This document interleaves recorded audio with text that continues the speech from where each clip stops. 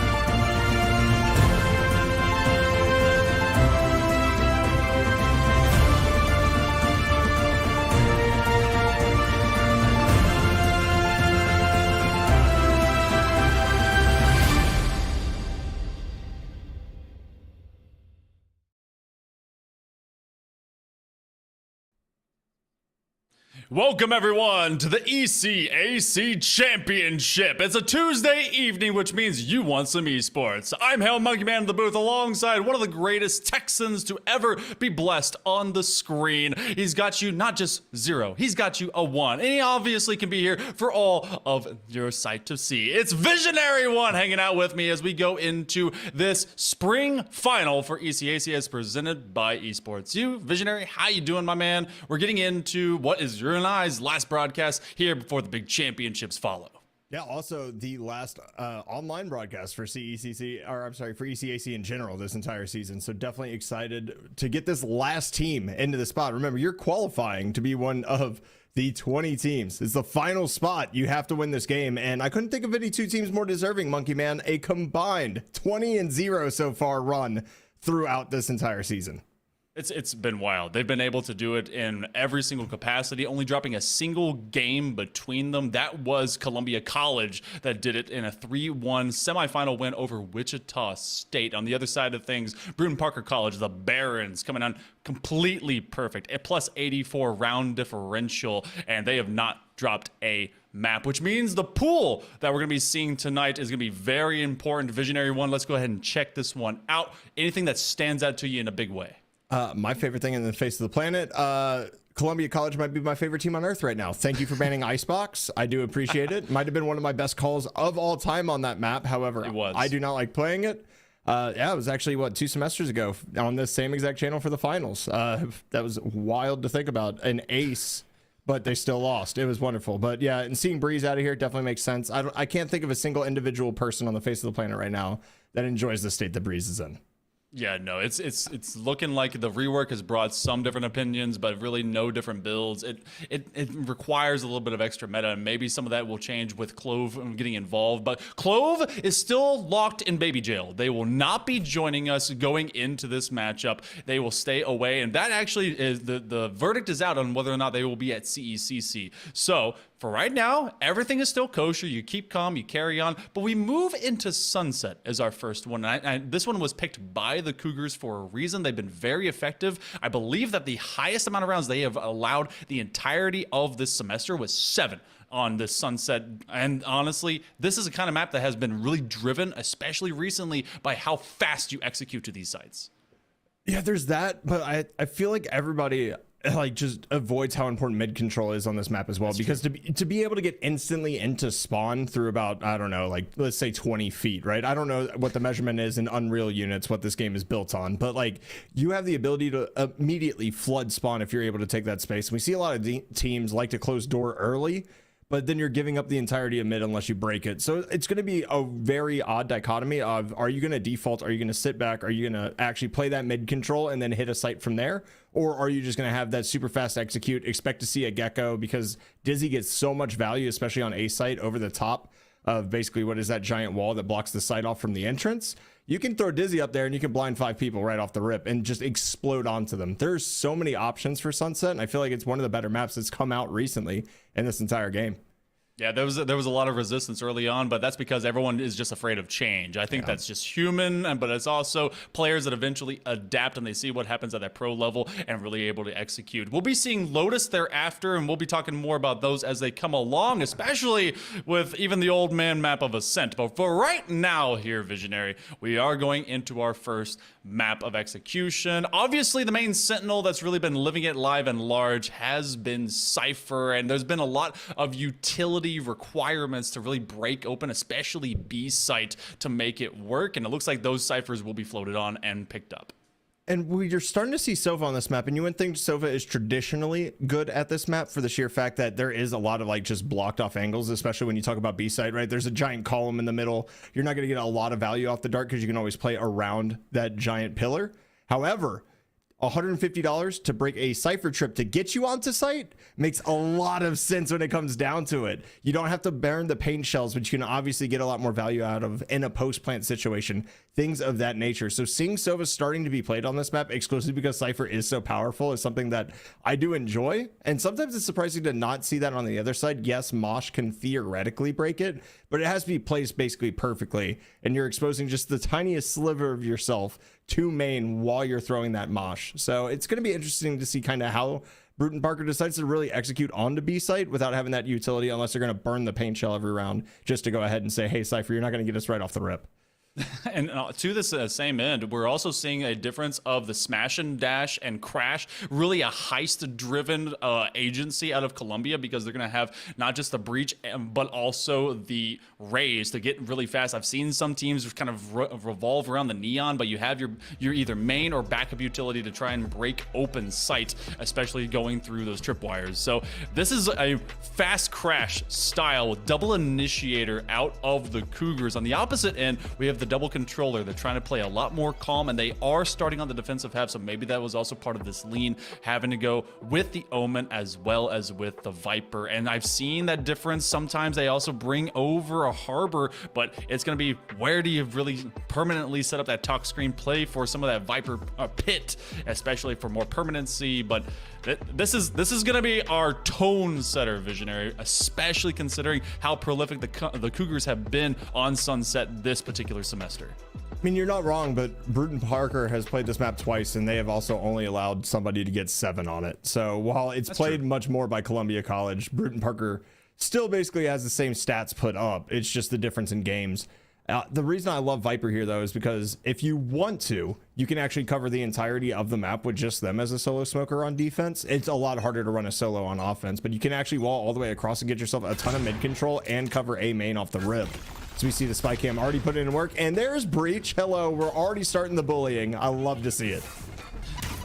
Going out that recon dart and then throwing a paint shell duet in response. Going to try and burst on it in, but Preds will become a first blood marionette, hung up as Truth follows, and a wall bang on the Calvin before eventually they're traded as well. Legend on the Breach, making space, and now this attack for the Cougars turns into a 2v2. It's 4v2 in an instant. It's just multiple kills. The Breach doing their job. Sova coming in and backing up. And now Spike hasn't been planted yet. And this plant position is going to bring out some fights for sure. You hear that that's close. And there's the fight. The double swing going to be there as well. The only thing I'm questioning, they're playing for the aftershock. And that great shot by Caps here. Wingman going to go ahead and hit that. Aftershock going to be thrown. We're going to see if they can get it. Oh, Legend with a nice shot. Here it is. 1v1. Who wins? The counter strafing, the wiggle, the jiggle from Limp. Going to get BPC round 1. Legend gonna be mad that Limp basically just wide swung walked through. So, oh, you're supposed to stick around. Come on, we're supposed to try and click each other's heads. Nah, you just walk forward, ruin them at that 50 DPI level, and that'll be a nice retake by the likes of the Barons. And again, they were pretty efficient this season, able to just limit the damage for the multitudes of their matchups. And walking into it, like you said, they're about as effective as the Cougars, but you saw how swiftly Cougars not at all deterred from just walking towards that util. They want to burst on the site, but they lost Preds early, and I wonder how much that could be a factor here, but this is also their eco.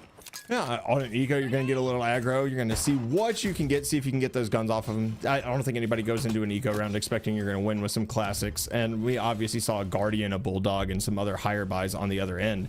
I do like this little mid lurk that's coming out right here from Preds, though. It does give you an opportunity if somebody decides to get a little aggressive, you know, that they can actually take that space, but it's not going to happen. These teams are too drilled, they're too calm, they're too collected. Nobody's going to try to fight for that mid space, especially with the smoke holding it down, and there's also that trip there, so you can't aggress through it as well, and this is just going to be kind of a reset. It's weird seeing them so spread out, Monkey Man. Yeah, it is, but they've also got at least the firepower around it. Limp has this Judge, and they find Carnage with no shield. So simply using that Dizzy to its full effect, like you were talking about, that wall can be both offensively advantageous as well as defensively, because it's just kind of your down check and hanging out inside of this dark cover. They send out the recon bolt, and then the paranoia in reply. Limp will step on back, but they still hold a pretty tight funnel. It's a good use of Dizzy there as well. Wingman gonna go ahead and just detect the people who are there. They hear at least 2 guns coming. Is Limp able to get 2? Are they able to get 3? No, it's gonna be Caps getting the wall bangs, and that's gonna be an easy cleanup and a complete flawless here for BPC. And that's the one thing you don't want if you're CC. You want to be able to flood. You want to be able to use that utility. You don't get a singular gun off of BPC, and they get to come into this round with a Judge and a Guardian. Some damage can still be done. Yeah, from distance, where's Cap's going to be setting up, it looks like that they primary hold at A, and I think it's really because of that wall situation. I know that I like hanging out on A whenever I'm rocking Gecko on this map. Maybe not to the degree that these guys are, but where do we see Limp kind of rotating to? Currently 4-0. That Judge will be holding close quarter, believing that maybe they'll hit into mid, rotate into that marketplace situation. But the read right now into this 3-stack of B is that they want to travel back into B. Have to get around much of this Yuto. That camera's going to go down. What a strange situation. They just jump straight into contact with Preds. And Legend's going to be able to find another one there. And now, do you expect the Judge here by Limp is the question. It doesn't look like you do. Oh. They already killed the Cypher. You didn't have to check it. Unfortunately, though, misses the Judge shots. 4-tapping is going to be able to get one back, but with a Spectre and 7 bullets. Not a lot they can do versus the 2. Look at them just playing so far together. Little bit of isolation there, but again, it's just gun diff at that point, Monkey Man. Yeah, it is. And I do like the recheck, because even though you take out the utility, you're like, okay, this is kind of a weird stack. Why are they swinging so hard initially, even off of a bonus round? And you're like, something doesn't feel right. And good news, when they kind of crisscross applesauce and checked out those corners, it wasn't going to be, I believe, Carnage that dropped early. So Courage, or rather, not Carnage, Cougars will be going into this. Now we have our first rifle round. Save 1, Calvin coming up a little bit short. I mean, you win the round. Obviously, round 3, you save the round before. You're Omen. You're using a lot of your utility on a round-to-round basis regardless. So, and that's a lineup for... Oh, they're just exploding onto site. Just like you mentioned before, this comp is to get onto site quickly, and they are establishing that. And here's the Tens angle coming up from Limp. Gonna find 1, does not find 3, like Tens did, however, right before Madrid. It's a good paranoia. Predzu gonna run through this one, be able to get 1. Door still not broken as well. As the trip gonna go off. Okay, a little bit awkward. Dizzy gonna be able to find 1 here. It's a nice shot from Caps, and a paint shell off screen actually took 1 out as well. BPC again, flood retaking working extremely well for them. Wow, what an absolute clang too by Truth, as they say Kelvin just around from mid tower, so it becomes a 1v3, and they're gonna try and at least ping the spike a couple times, but that's just gonna be a lost venture. Triple swung, Samo cleans it up onto Switchblade. And that's a great find by BPC Barons. Cougars, they used that Rolling Thunder, very much establishing early control, but I don't think it was ever truly under control. They were leaking out into Marketplace to really kind of skirmish alone, and it was a great re-entry, especially off Caps, to find some of those kills. And I wonder about that paint shell in particular. Yeah, that one was super interesting. I think the big thing for me as well is, like, we're sitting down, we're looking at this, and the read was completely met by BPC, right? They saw Breach had the ult. They all evacuated into Market and Boba. They're like, yeah, this isn't even worth fighting. Let's give it up. Let's play for another day. Completely worked out in their favor. It seems like BPC right now just has a little stronger read on the game, and you see now they start to get aggressive and change the pace. Here it is. Not going to be able to find the first one, but Limp going to be able to find Legend. Here's 4-tapping. Oh, and there you go. The showstopper going to completely end the raise on raise violence, and it quickly becomes a 5v2. You think that you have those explosive resistance boots for a reason if you're the opposite Rays, but not for the old Rocket unless you're able to just kind of swing kick it away. Four tapping, waiting patiently. They have to combine with Truth to clean up Calvin. And the last one, a 3K, good for Truth, as that theft of space. Stutter started this eco for the Cougars. They try to send themselves into that mid-elbow situation, and what a down read. You know that your opponent doesn't have that level of guns to go and meet you, and they're gonna have to save up now for this first half of the first half, 6th round, and so they just simply took advantage of it. It's not only that though, because you can just kick back on site and play an eco, right? It's the fact that they decided to take that space on the eco round, being like, hey, this is still an option. We can still do this on any given round. So y'all are gonna have to watch yourselves in mid, because we have this Viper wall to completely cover us, as the pre-fire for Truth almost works out in their favor, but not gonna be able to find just anything yet. No chip damage and a heavy default, with a lean towards B coming out, looking like it's going to be a 3-2 split. We're going to see if they're going to be able to actually get that done as we see the pre-fire coming through the dark cloud. Here's a nice little blast pack in, but Pred's actually going to get stunned by his own teammate. Going to make it a little bit more difficult. Great snake bite as well to just delay entry. BPC playing this so solid right now. The Cougars can't find a single step or tile for free. Samo, did they see their shoulder? They actually peek around the corner, and Prez does clean him up and finds another one. 4-tap and hits the floor, and so that's at least one Keen Smoker out of the way. Your Omen's still up and alive, and everyone having to rotate over, thinking that maybe they can catch him lurking and cooking, but B was the target from the beginning, and they have some extra cash because of that flood of rounds. Oh, Legend with a fantastic find on Caps, and this may be GG's goes next, and just think if you can get an exit kill. Yeah, this is all exits though, because there's no reason to save. You're up 4-1, right? You're gonna have the econ to do some damage. As Truth gonna take a couple more bullets. Preds actually hasn't been touched since that snake bite. That's actually wild to think about. And as soon as I say it, there goes a lamp. Legend gonna be able to take out Truth with the aftershock. A couple guns taken off though, but CC's gonna take this one comfortably. And I think that poking and prodding and just how quiet they were playing initially, even though they broke the door, even though they broke the trip, they didn't really give away any information that anybody was in B main. So the split wasn't really known, and it allowed CC to come in to take that space and be successful on that push. Carnage and Calvin right now having not the game that they want, but definitely Cougars at least stabilize into that previous round. They were both 0-5 until Carnage picked up one. And you know that Calvin and Carnage want to get much more into this game, and that could be really the pivot point here for the Cougars to really start finding some momentum against BPC. They drop a couple guns, they rebuy up into it, and they're trying to down check into this elbow situation. We haven't seen an A plant yet. Samo left alone to try and handle it, but they got the tripwires before they might retreat to deep sight. Oh, Carnage, are you going to be able to catch the lurk? You do. You get the ult off as well. Truth's going to be able to get the trade. However, the damage is done. Samo is going to find so much there. Wow. Oh, my. Samo? He just fast flanked that? Wow. What a mad lat. Samo, what are those shots? That's beautiful, and that is a brainiac read, because recognizing that they're not pushing the same pressure that really the Cougars have shown their hand to on B, it's got to be, all right, is it mid? We've checked. No, it's A. Where do I want to funnel these players? And more often than not, teams will vie for that elbow contention. So just caught them on timing, and Samo came out massive because of it. They're actually going to be 5-3, and they got that neural theft online again.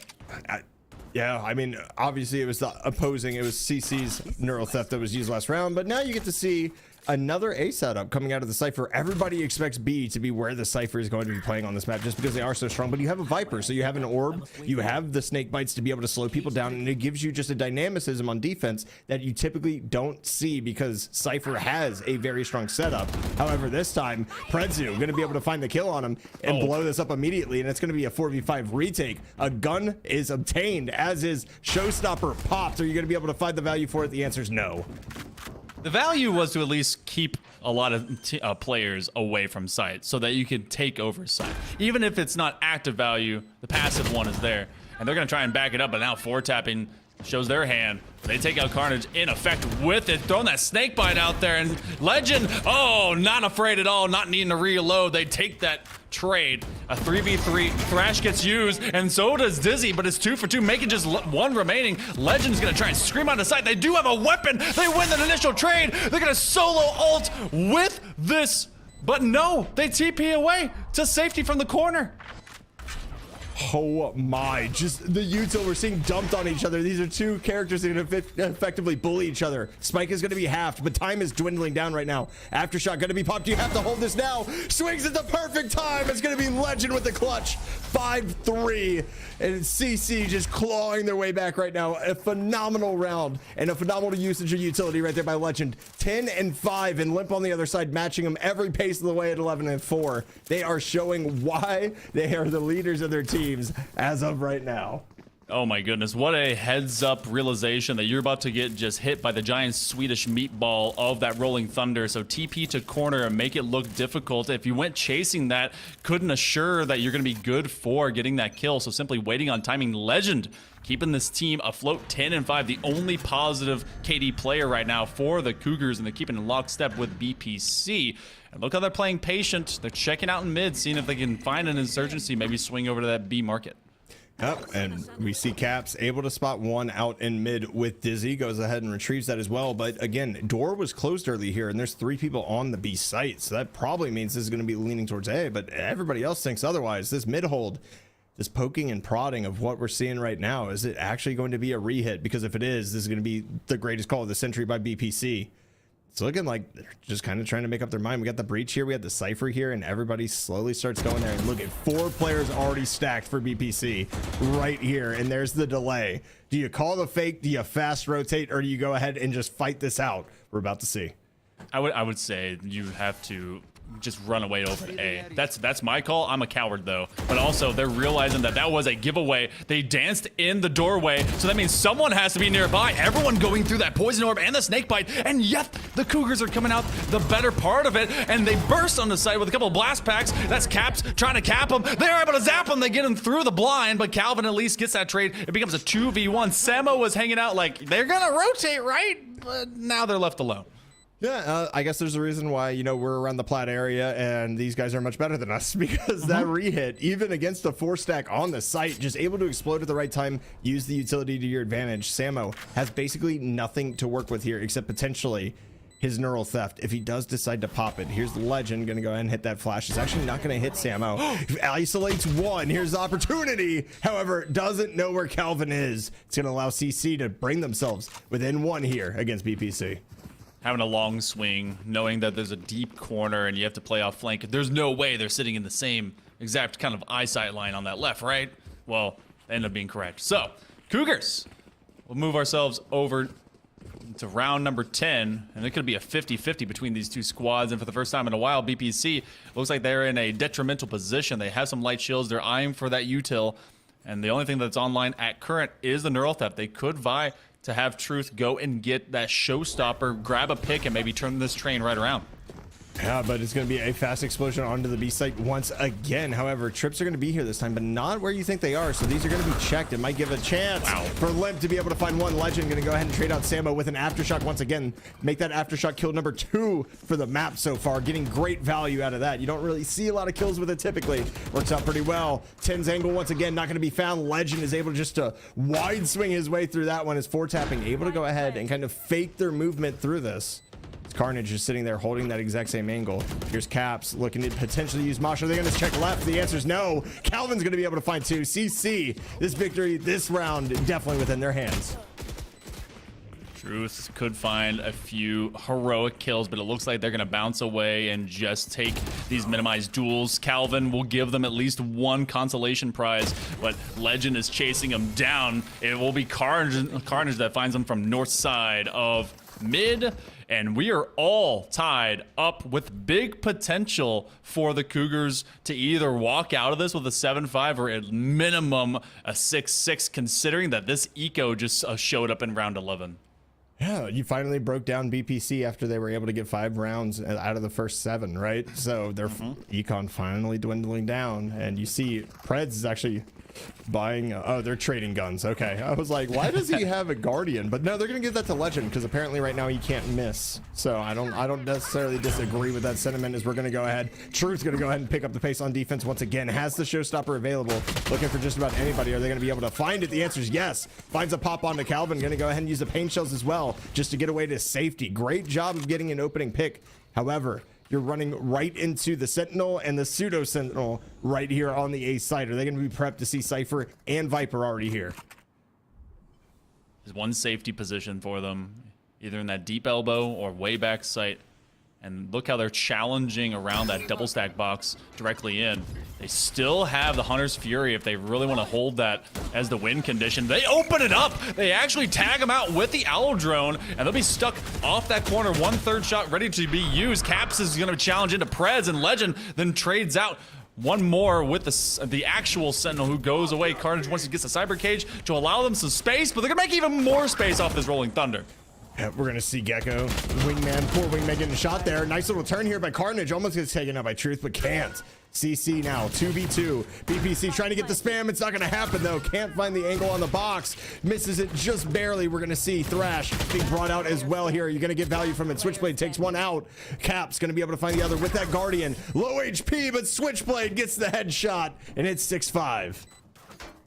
That was the sweatiest round 11, where you have a pretty substantial economic and arsenal difference, but the Cougars still are able to walk away with the dub. The one thing lacking, no, they'll have rifles, and so this will be final round in general of this first half. The first match so far, Visionary, has really been very tactical between both squads, and BPC, even though they get a lot of damage, don't walk out with that, nearly getting a thrifty, but they want to go dead even as we flip halves. Can they acquire that in round 12? It's going to be interesting to see as we go ahead and see the shock dart. No Cypher Wire there, however, though. I like the lineup, though. Thanks for showing me the goodies. Oh, just a blast back through. The Paranoia going to be there, but Limp's going to be hit with it. Does not care. Going to go ahead and take out Preds. Caps is actually pushed down as well. Has an opportunity. Going to get blinded by his own teammate. Legend somehow finds that kill. Bro, check his PC. Absolute nerds. They saw him just before. Samo with the fadeaway. Now using that neural theft. Where are they hiding at? They're on B. The next ping is actually the most telling because they're not going to be seen as deep sight, so they're both off main. You got to challenge up into this. Two players quite hurt. Dark cover will be re-extended. They're simply going to ping that spike, but will they walk up for the deep swing? Since there's no kill there, pretty much gives it away. Way and around, but look at this flank. They're out in Marketplace. Carnage here to secure the bag. Do they know where they are? They're getting that read. It's a 1v1 now off the TP. They have just enough. They're going to see it with the camera. It's at least good for half. They're just holding it. Hold it, Limp. Oh, he's able to get it. We're tied at 6. Carnage to 3K. It's a nicety, but you wish you had the 7-5. It's just the plant spot a little too far condensed into that corner. It doesn't allow. I mean, it's ridiculous to think that the slightest of differences, if the person who is planting literally turns around and faces the other way, that's a definite win for CC. It is the minute details that make a difference when a game is played at this high of a level. And we're talking about the half right now. It's 6-6, right? But that was the strong side for both teams, right? We expect CC to struggle a little bit more on the offensive side because of the breach, right? You don't get any utility or any information off of any of his utility. BPC now running 2 controllers gets to basically default to wall A every round if they feel like it, but it's going to be interesting to see how they bring that to attack and how CC goes ahead and brings this to defense. Both teams dead even on their better half. The good news is that there is active intelligence that you can get from the Sova to counteract the lack thereof being gained from your breach. So what can they do off of it? Truth just gonna bop their way through. The Paranoia tags no one. Carnage backs up, and can they win this duel? Truth puts them to the floor before they even get to end that question with a question mark. They're gonna walk away, and everyone's still alive. They can just hold pistols from out in main. I mean, I don't like the fact that you're going to let them potentially take as much space, especially having a breach there. I mean, that fault line's going to be back in 30, right? So you're still going to have a minor opportunity to go ahead and get a stun. We're going to see if Preds can get any value of just swinging through the smoke. And okay, Truth just says a no, that's not happening. Is Calvin going to be here? We get the mosh, we get the paint shells, we get everything. There's so much post-plan utility on this as well, but a nice right click. Going to go ahead and do some damage. However, it's going to be BPC definitely running away with this pistol round. Also, Monkey, I want to say, classic free gun BTW.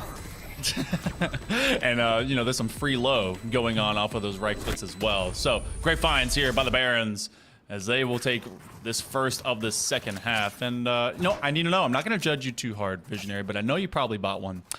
Which of the skins did you get? Need to know. If I were to buy one, I actually haven't yet, due to personal circumstances, but 1,000,000%. Okay. Zelsis has put in so much work And every single time the Sentinels Classic has been dropped to me, I've gotten at least 2 in that round. So, oh wow, okay, it works. I don't know what it is, but the Sentinels Classic has a right-click buff that I've never seen in my life. it just kind of narrows the spread. All right, understood. As soon as you win a major, you get just a big classic buff, which makes sense. Preds is gonna take this deep corner angle. Carnage is gonna try and protect him, but it looks like they are just stuck behind enemy lines, and Truth with the easy cleanup off of that stinger. So off this full save, Truth gonna do exactly what they've been doing since the previous round onward, and protecting this plant, but Carnage finds them on that angle. I'm surprised that they thought that it was as protected as it was. And another one, Carnage. Hey, look, they're using the PRX. That's the right one to use, I'm just saying. I mean, I do love PRX because they just personify W key, which is what I have on, I mean, quite literally my Vandal. Every single Vandal that I have has the W key as 4 tapping. Able to find one here. Not too low. Legend's going to have a lot of work to do right here. And it's not going to be helpful when you get double swung with a classic in your hands. You can't, you might be able to right click, but you can't right click a spread of about 25 feet between the 2 players who just swung you. So it's going to be BPC being able to take the anti-eco. I mean, not really surprised, but we continue to see these teams kind of work back and forth off of each other. And now this rifle round, we see BPC buying up into. So if this round is lost by BPC, it could be a pretty big swing in favor of the Cougars. Legend approaching work the same way I do. Guess I'll die then. Well, we go into round number 15. Columbia, they're going to be facing off against that one particular rifle, which could be a pretty big pivot point. Depends on what the Barons really want to rock and roll with. The Switchblade thought that they were good to go on that alt orb, and they're going to be 2 away from off that Hunter's Fury, which is going to be a great kind of deterrent. Calvin, mad that maybe the boom bot gave him away, but it just kind of looked up and screamed before it went on to die its final death. Baron's pretty chill at this point. It looks like they will be poking here out in B. It's the same standard method, but they do get caught by the old tripwire, and yet no one is to fall as of yet, except for Preds finding Samo, and now the trades begin. Oh, the trades are going to swing back and forth hard. Spike does go down here, so some post-plant utility. You still have Mosh, you still have Thrash.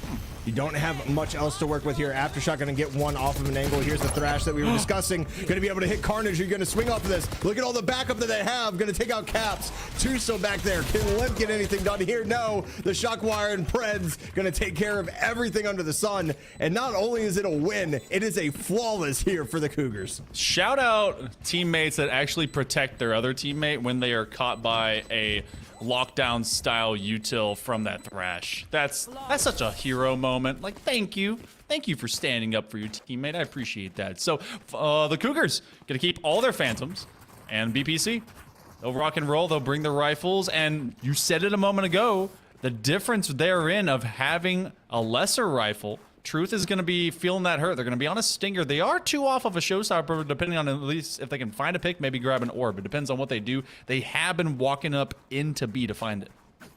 I mean, B orb isn't contested too much, so I wouldn't be surprised if it went that way. However, the other big difference to note here is we're going to see some light shields here as well, and Phantom has a definite advantage against light shields. We're going to see the dart coming out onto the A site, not going to ping anybody. Oh, it actually got 1. Okay, this might get aggressive here. Preds looking to take a fight early. Gonna go ahead and run through that Viper wall, see if the Boombot can get anything. Now that Truth has made noise over here, this might actually be a decent fake. They might go ahead and re-aggress towards A, and everybody and their mother has left the site. Hanging out at that link position though, and that's a great challenge lane because that sees so much off that double box corner when you walk into A, but that Spike is still leaned out in mid, so that could be simply to clear with these 2 currently from the Barons walking it up. But this is a full spread. This may end up being B. It looks like they're calling it for a rotation, but it really depends on what Preds and value can be found right here. Who's gonna win this initial duel with Limp? I think they saw him first, but Limp wins it later. Yep, Limp taking the dub there, and now it's Legend versus Samo. We've already seen Samo go huge. However, swinging out, holding shift is never a good idea. Give him that much more time to go ahead and shoot you. The spam coming through, and the rotation now being called. And the funny thing to note is that since this lurk has been happening, oh, well, so much for the rotation there. Carnage is just going to swing out, going to live with 5 HP to their name, but you know what? Better have 5 than 0. That's very true. you can stay alive, and even if you're just used to down check and be like a meat shield and find some intel, that's the key difference. 12 seconds, the plant will come in. They're gonna try and use this Hunter's Fury to just deny the default. They get them to step up, and it doesn't look like we're gonna get that plant. They're gonna go full send to it, wait out the ult. 4 tapping will not have enough time, and that's BPC that fumbles the bag. They try to keep 2 alive. Truth on this swing. They're lucky they don't get taken out. They keep at least a couple guns, but the Cougars have us tied up. Cougars are looking good right now on the defensive end, and I just looking at compositions again, it looks like, you know, the Cougars were going to have more offensive rounds. BPC was probably going to have more defensive rounds. No, we're just still stalemated 2-2 right now, but every gun round right now on defense has favored CC. I'm excited to see that kind of continue to swing, and we keep seeing these staggered buys with like one random person with a sheriff and light shields on for BPC, and I'm very interested to see like when are they actually going to fully save as a team, because it hasn't happened just yet. Yeah, I know they really haven't had that kind of that meeting of we definitely need to just fully chill, reset, save for later.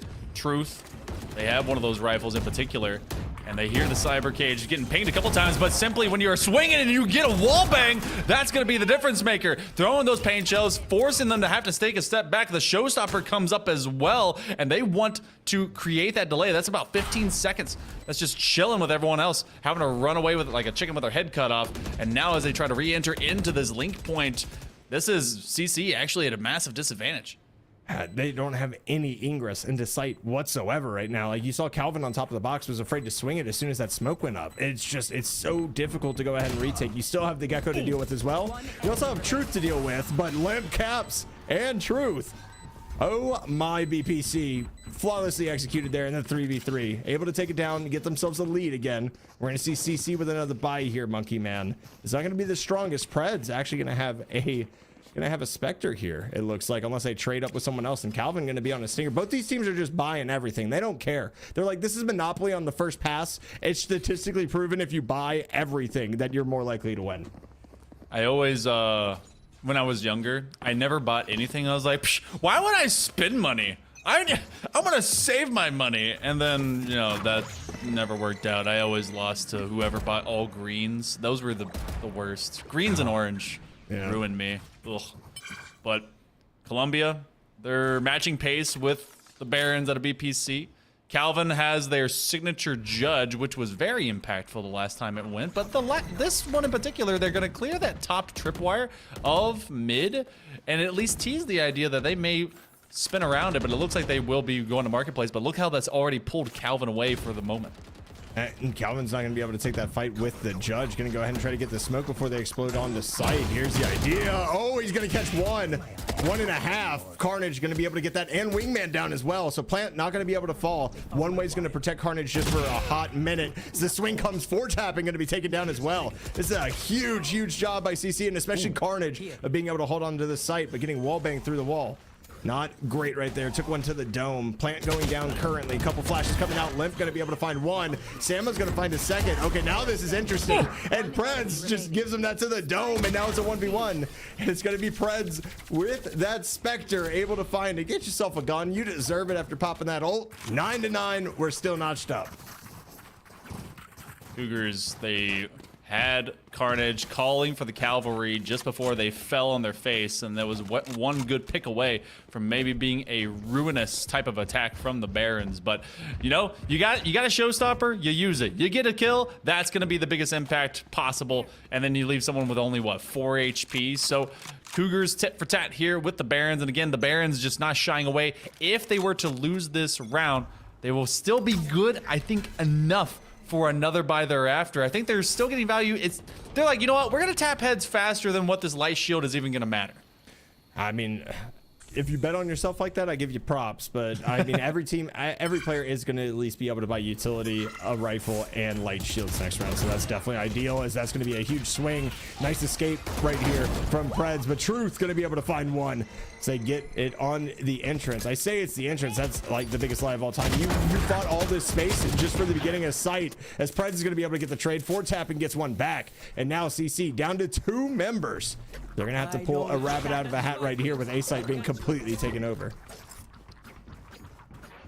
do have that neural theft that got used as well, just to see where the Cougars were pumping in from. And so they saw him initially at Link, and that's why Limp is hanging out here. But it is buddy cop movies sticking together, using the paranoia to inject themselves here into an elbow position. But they got to be ready for this off angle because Limp is actually holding sentry of it. So much extra contact. And if they're not ready, well, that's exactly the outcome. Samo will clean Calvin straight off the map.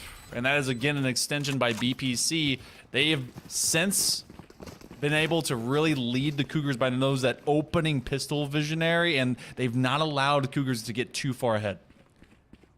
Pistols are so important, and BPC has both pistols and both ecos right after. So they have the anti-ecos, they have the pistol rounds. When you give yourself 4 rounds already and make that 4-0, it just makes your win condition that much easier, right? You don't have to win as many rifle rounds. You don't have to survive as many ultimates. It just makes your life easy. And it can come down to something as simple as executing on a round where basically everyone is equal.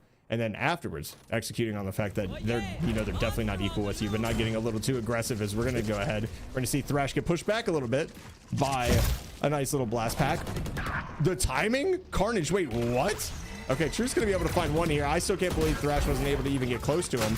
Gonna be revealed. Truth's gonna find one with the paint shells here as well. What's gonna happen with the rest of it? Still pinged, still getting planted down. 16 HP, gonna be able to find the third. How are they alive still? Thank you, Switchblade.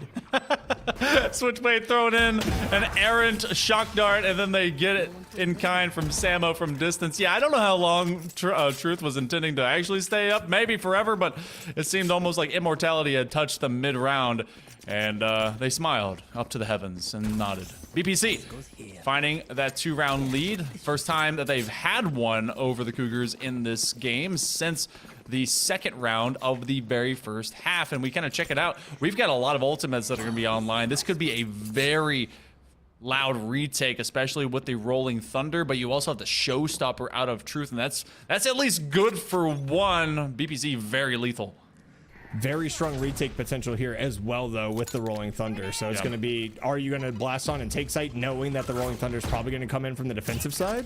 Who knows? But it is going to be used on the entry. No blast packs there. Just going to go ahead and rocket that one out. And Switchblade takes complete advantage of that. No space really gained from that. We're going to see this brought out on the other side, though. Caps still tagged. Oh my, Carnage finds 2. Calvin shuts the other one down, and this is completely open. The fake is just completely destroyed and decimated because that entry on A was shut down so fast that they didn't have to worry about any other flooding. They had 3 there.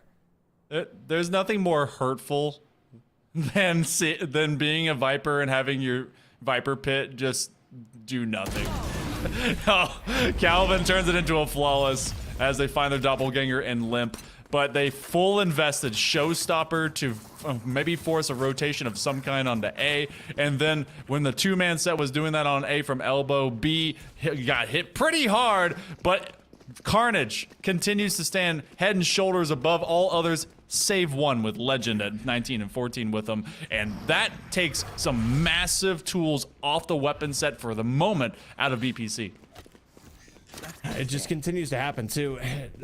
2 ultimates committed that round. CC doesn't have to burn 1 because they just are able to execute as quickly as they are. And Truth trying to increase the pace here. Great Dizzy going to come out as well. That's how you combo utility. Truth going to be able to find the second one. And those little things, right? Even though it's a headshot, doesn't matter because you're taking that damage from the Viper wall when you swing that angle. This is going to be instantly taken over. And look at Samo here with the lurk. Oh my Samo. Okay, that's just disgusting. You're just sitting there in mid. Your whole team is on A. Why aren't you on A as you click all the heads in the world and exterminate the mid of the map? They often say some of the most dangerous slayers are those lurking sentinels, and Samo proving that opinion's point with how they just took over mid and allowed no idea of a retake out of the Cougars. And this is BPC on map 1 point here on Sunset. This was the pick of the Cougars. This was their bread and butter for the majority of the season. Very strong on it, but it wasn't at all a lesser map for the Barons. BPC wants to grab this lead in the series. They can do it in a big way right here. That is an early entry for Truth once again. Just the amount of times they have just pushed the pace, and they don't have that initiator. All they have is a Dizzy to work off of. They don't have a fault line. They don't have anything else. They don't care. Double blast back in. I know I'm better. We're gonna see what happens as Limp takes a couple of bit of damage, but Mosh gonna get him off the angle he was watching as Truth is able to take out another, and now it's a 2v5. Legend, are you gonna go ahead and pop this ultimate is the question.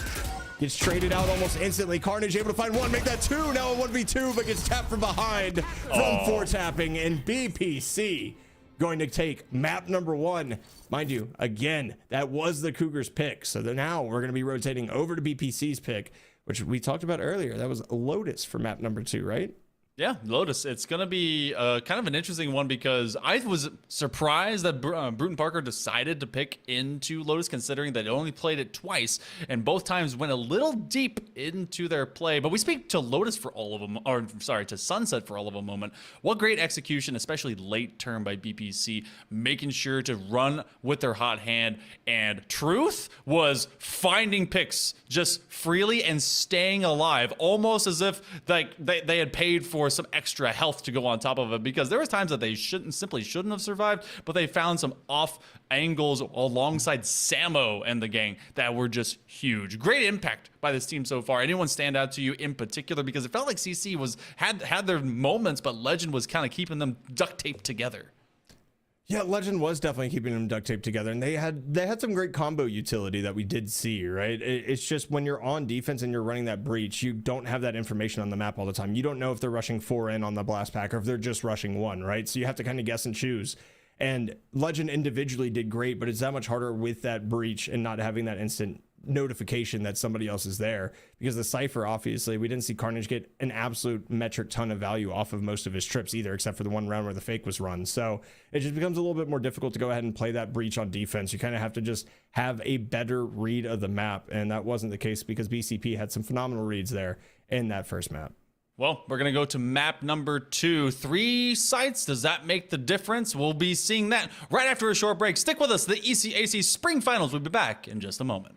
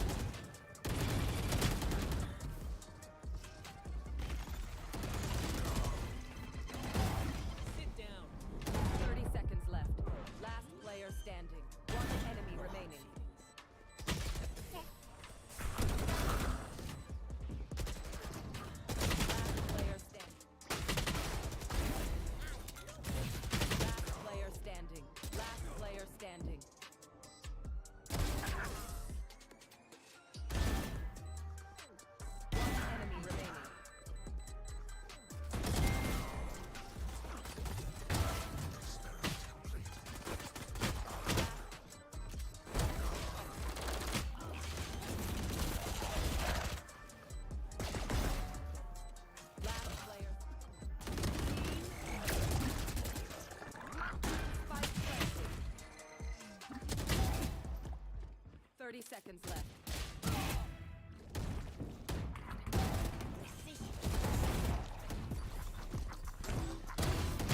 Oh my Lion.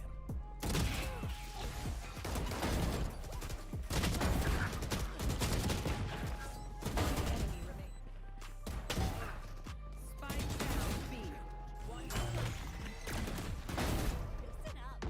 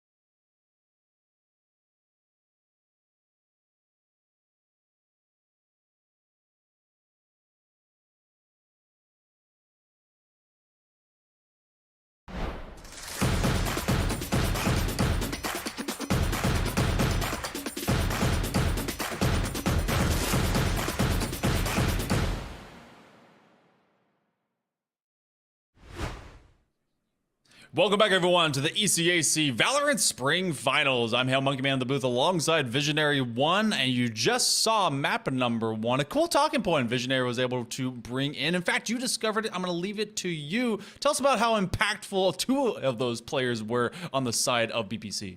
Yeah, Truth and Limp had 14 first bloods in that game. And it's actually really interesting. No other player on BPC had a first blood. CC was able to pull 9 first bloods, and it ends up being 13-10 as the final score. So that is almost a pure relative statistic for first blood conversion compared to round conversion. We do see that happen a lot on maps like Lotus and Haven, where after you get that first kill, because there are 3 sites, that space is available for you to take. However, on a map like Sunset, that's as spread out as it is, especially with how long rotations take, it's surprising to see kind of that kind of dichotomy just directly correlate like it did here. Wow. Hey, you know when the math is math, and you know that you have quantitative following the qualitative that these players are putting out on the map. But we move away. We digress from Sunset, which, you know, would be kind of a nice conclusion map considering its naming sake. But instead, we go over and we stick kind of into that more arid style as we go over into Lotus, a 3-side map. It's been changed a little bit, and that was a long time past. Everyone's gotten used to it at this point. You have 2 separate walls and corners on basically every single position. You have some of those long lurks up into A and just in front of rubble if you want to stick behind that box. It makes a lot of paranoia for me as well as other players to really kind of clear sight, and that's why I'm seeing a lot of different agents that have those Pokemon, that have those things like the Prowlers from Fade, as well as really Sky staying in the midst of the agents that you need to full clear to secure these sites. I mean, and you're going to see double controller, right? There's 3 sites. You want to be able to control as much space as possible. You're going to see 2 controllers. However, Columbia is bringing out the Harbor Viper combo. Okay. Which is something we saw a ton last year in the VCT meta. It is not re-entered it almost at all. I mean, Bleed ran Harbor as a solo controller, and I really couldn't figure out why, because they definitely lost that map on Icebox. But Harbor Viper here is going to be interesting. All other things being the same. And the thing is, both of these teams do not have a flash in theory, right? But at least running that Omen gets you a paranoia to be able to kind of enter sight in case your Raze dies. You don't have that when you switch over to the Harbor. You do have the Cascades to kind of work with to give you a little bit more coverage, but you're going to be taking raw duels basically everywhere. And that's something that worries me with how well we saw BPC able to trade as well. Like Columbia running that double controller comp without having the flash kind of worries me that you're going to have to just be that much more effective at trading. It almost rings to me that they believe there's going to be so much smoke on this map that a global flash maybe won't be helpful, and that they're going to have to, you know, like you talk about, rely into a paranoia line. And that means that they're going to be doing that either into open space or walking through into walls. So it's an interesting position to be in, considering that the lone blind or just kind of nearsightedness that will be there is only with BPC. So Columbia College, their setup has to be pretty pristine. I do wonder where the Harbor kind of lends itself, but I mean, I don't have to wonder too hard. 4 stack on A. They're expecting the skirmish early. They're stacking it, but here's B. Preds looking to take the space early. We saw this out of both Raze players. This is not a surprise by any means. Okay, we're going to see the turret go ahead and get some knowledge, but Truth's going to go ahead and pop in. Had 8 first bloods last game, looking to add to that total even further. They actually flood out, and they're pushing C off of this. They take all the free space on B, and look at Carnage just drop like a sack of potatoes, and now the C site has been secured. The retake trying to flood in from behind, and the plant going to be here for Mount, and look at everybody stacked towards this elbow positioning. This is wild. I don't think I've ever seen this. This is such a nice set piece play that you get out of BPC. They knew exactly where they wanted to travel. 4 tapping, they do 2 tapping, and they find 1 more before Preds puts them to the floor. A 4v2 as the majority of this team was safe over in Waterfall. Truth didn't get first blood. They could just kind of chill out with it. As they wait around from this corner, they know that both remaining Cougars are just beyond this dark cover. The Haunt gets taken out immediately and now becomes a much less winnable venture. Trying to right click, looking to stick it with the knife. A little bit of BM in that capacity, but Caps gets the wallbang headshot on their Ghost, and BBC swiftly take round 1. When you got a classic in your hands and you have a free gun, might as well go ahead and bring out a knife for the funsies. I mean, I can't disagree with the decision. I like the little bit of the disrespect coming on right now. It's like, hey, we took mech 1. It was your map pick. You're gonna have to prove to us that you're better than us. And that round 1 set piece was not anywhere close to being called by CC. They did your standard default, okay, everybody fights for rubble, we have to control this A space. They're not theoretically wrong by that. It was just a better plan by PPC to completely flip the script on its head. I felt for Carnage because they probably got the call, hey, they're going B, and I was, oh, okay, I got time. Nope.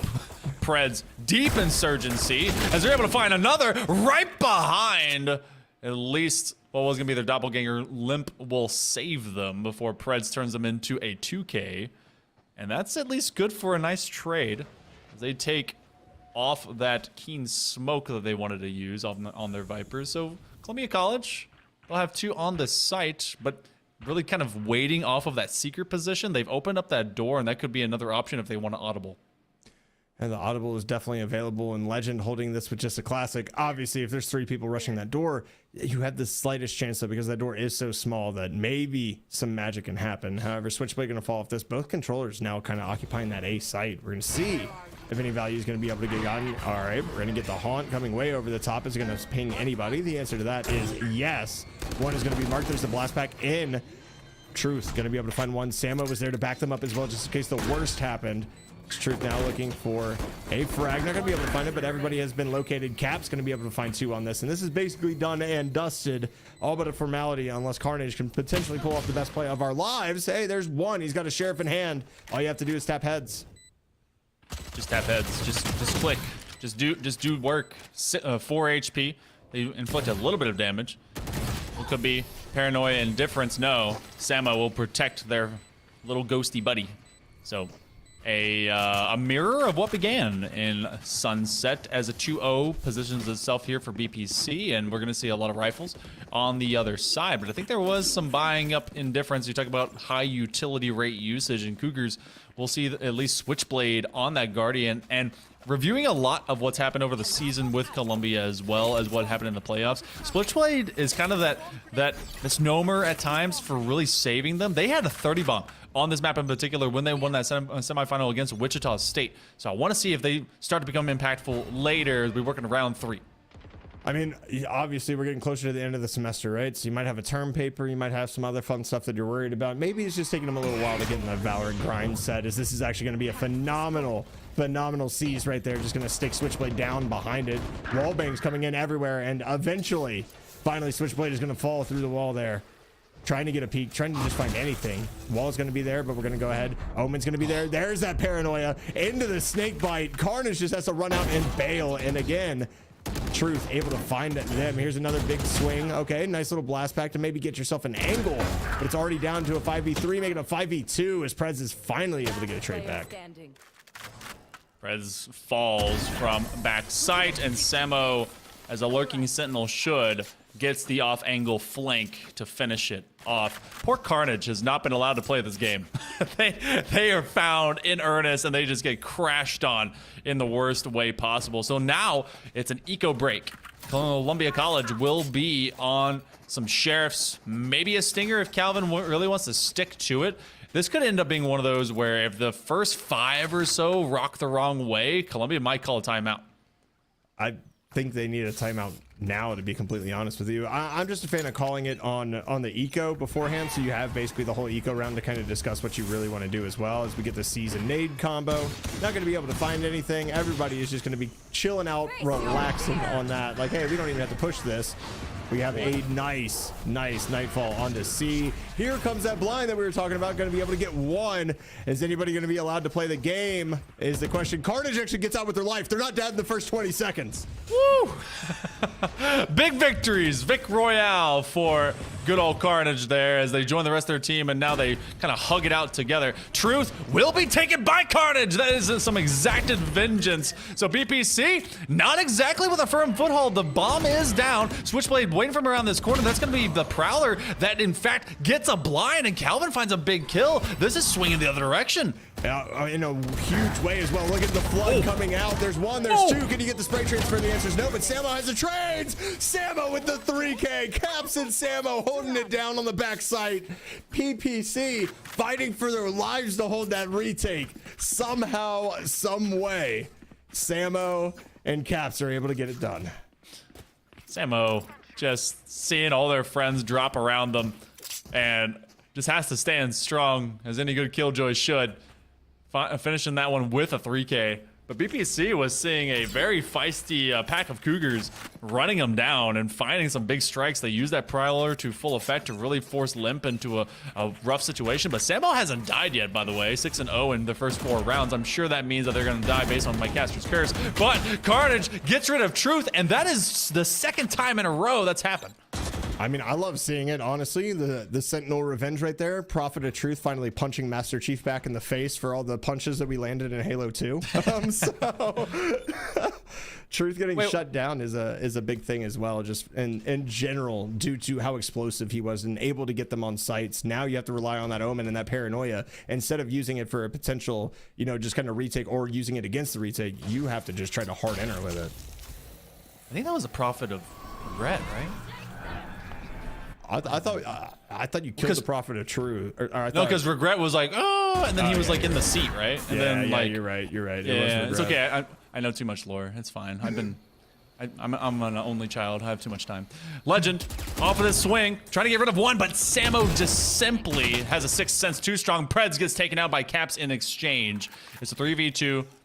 A is actually the primary hit, even with this position of just pressure against Switchblade. Gonna try and rotate up. Look how deep you actually have your Omen all the way back into this like 2v2. They're gonna be long lurking and waiting.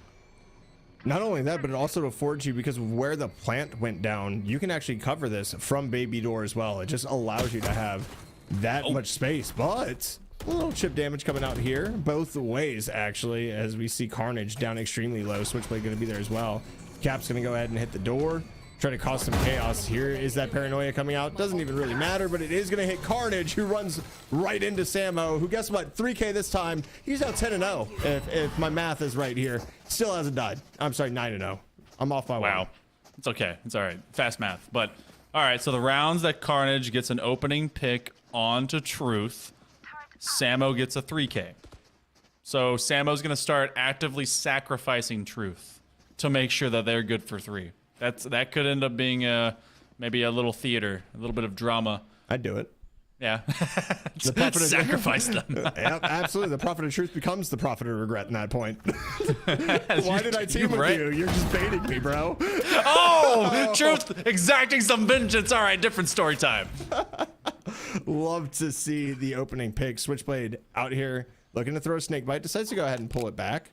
Legend is going to be here as well, so this is the first time we've had more than one person on C. However, this push isn't heading in this direction by any means. Spike is traveling A right now, and timing might be caught here if it works out right. I believe Calvin's shoulder was just seen.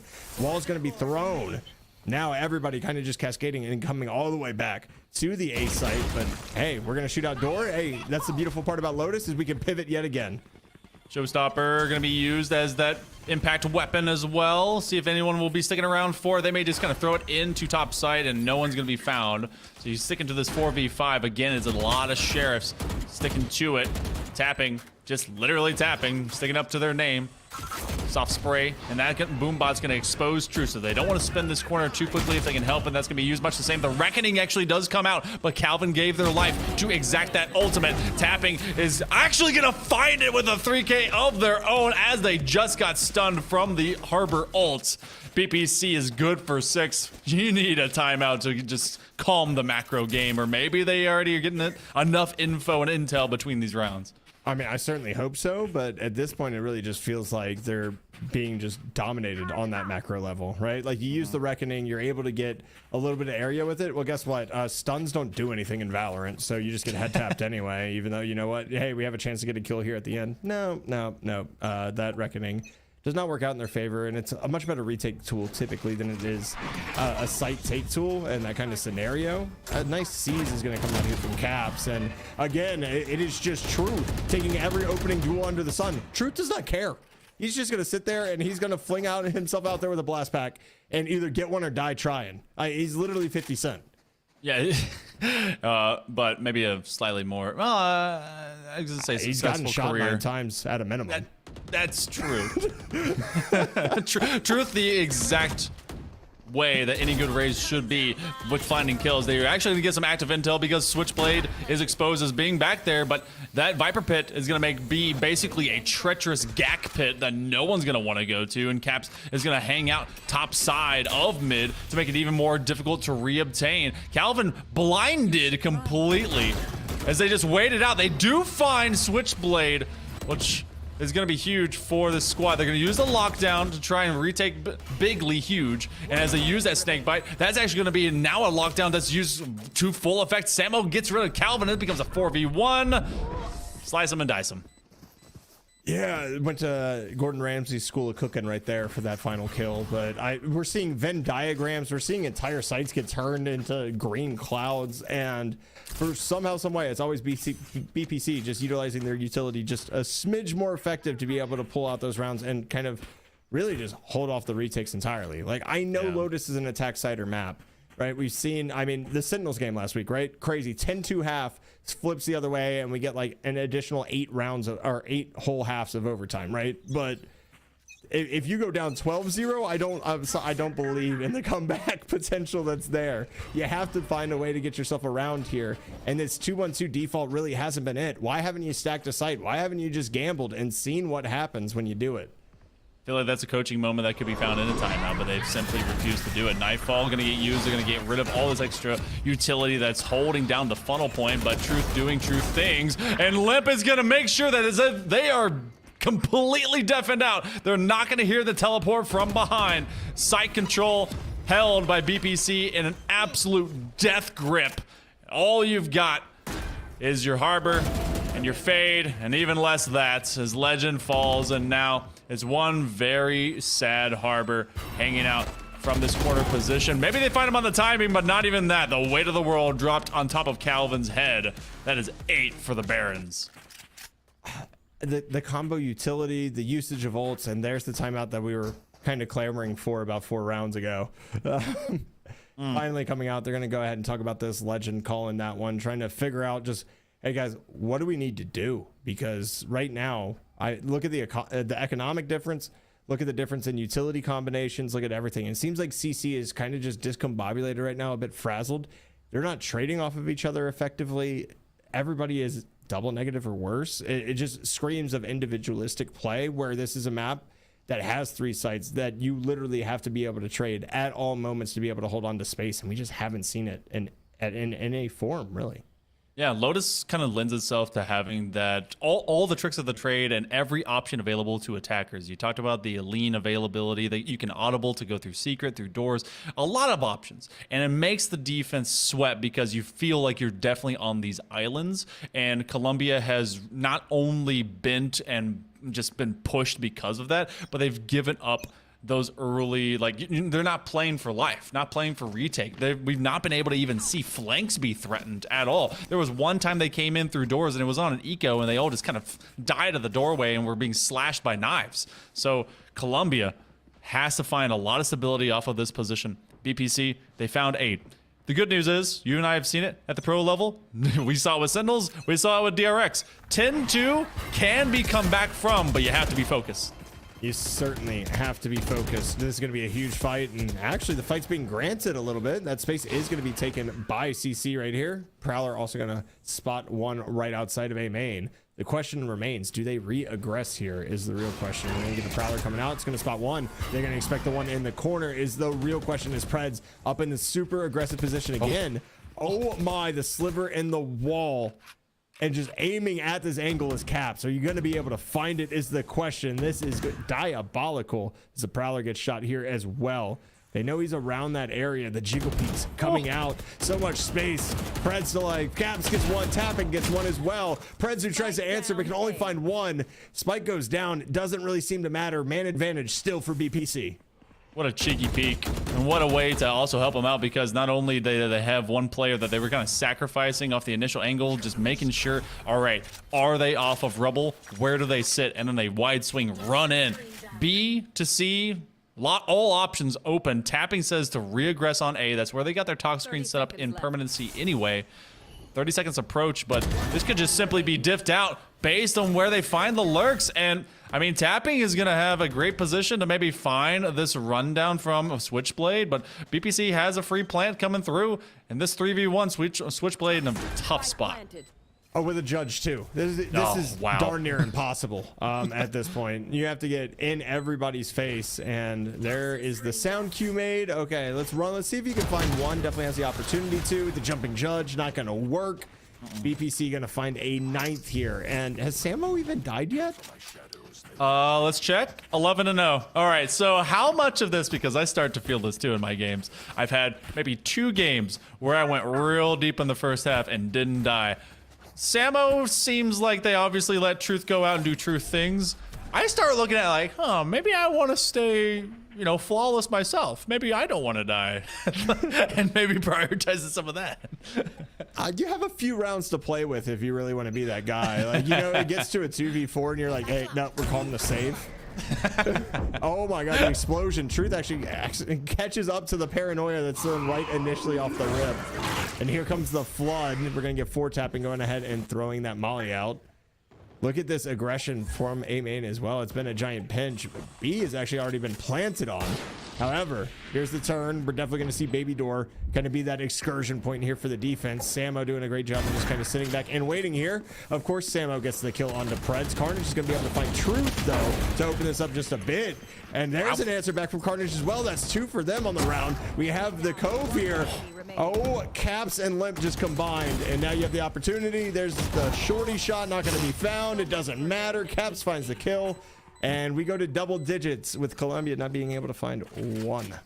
Oh, that's rough. And, you know, 12-0 for Sam right now. They're good for 1. They're like, I'm staying out of contact, guys. I'm going away. And to note, both these teams are used to going deep into these matches on Lotus. Both have a sample size of 15 and 13, a double overtime in this map. So kind of a wild position. Actually, no, I guess it'd be triple overtime actually for this one. So BPC, the worst that could end up happening now is 10-2, which is its own weird curse point regarding just Lotus itself. But Columbia has not shown us even a sign of life. It's as if they ran out of health insurance and they've already pulled the cord.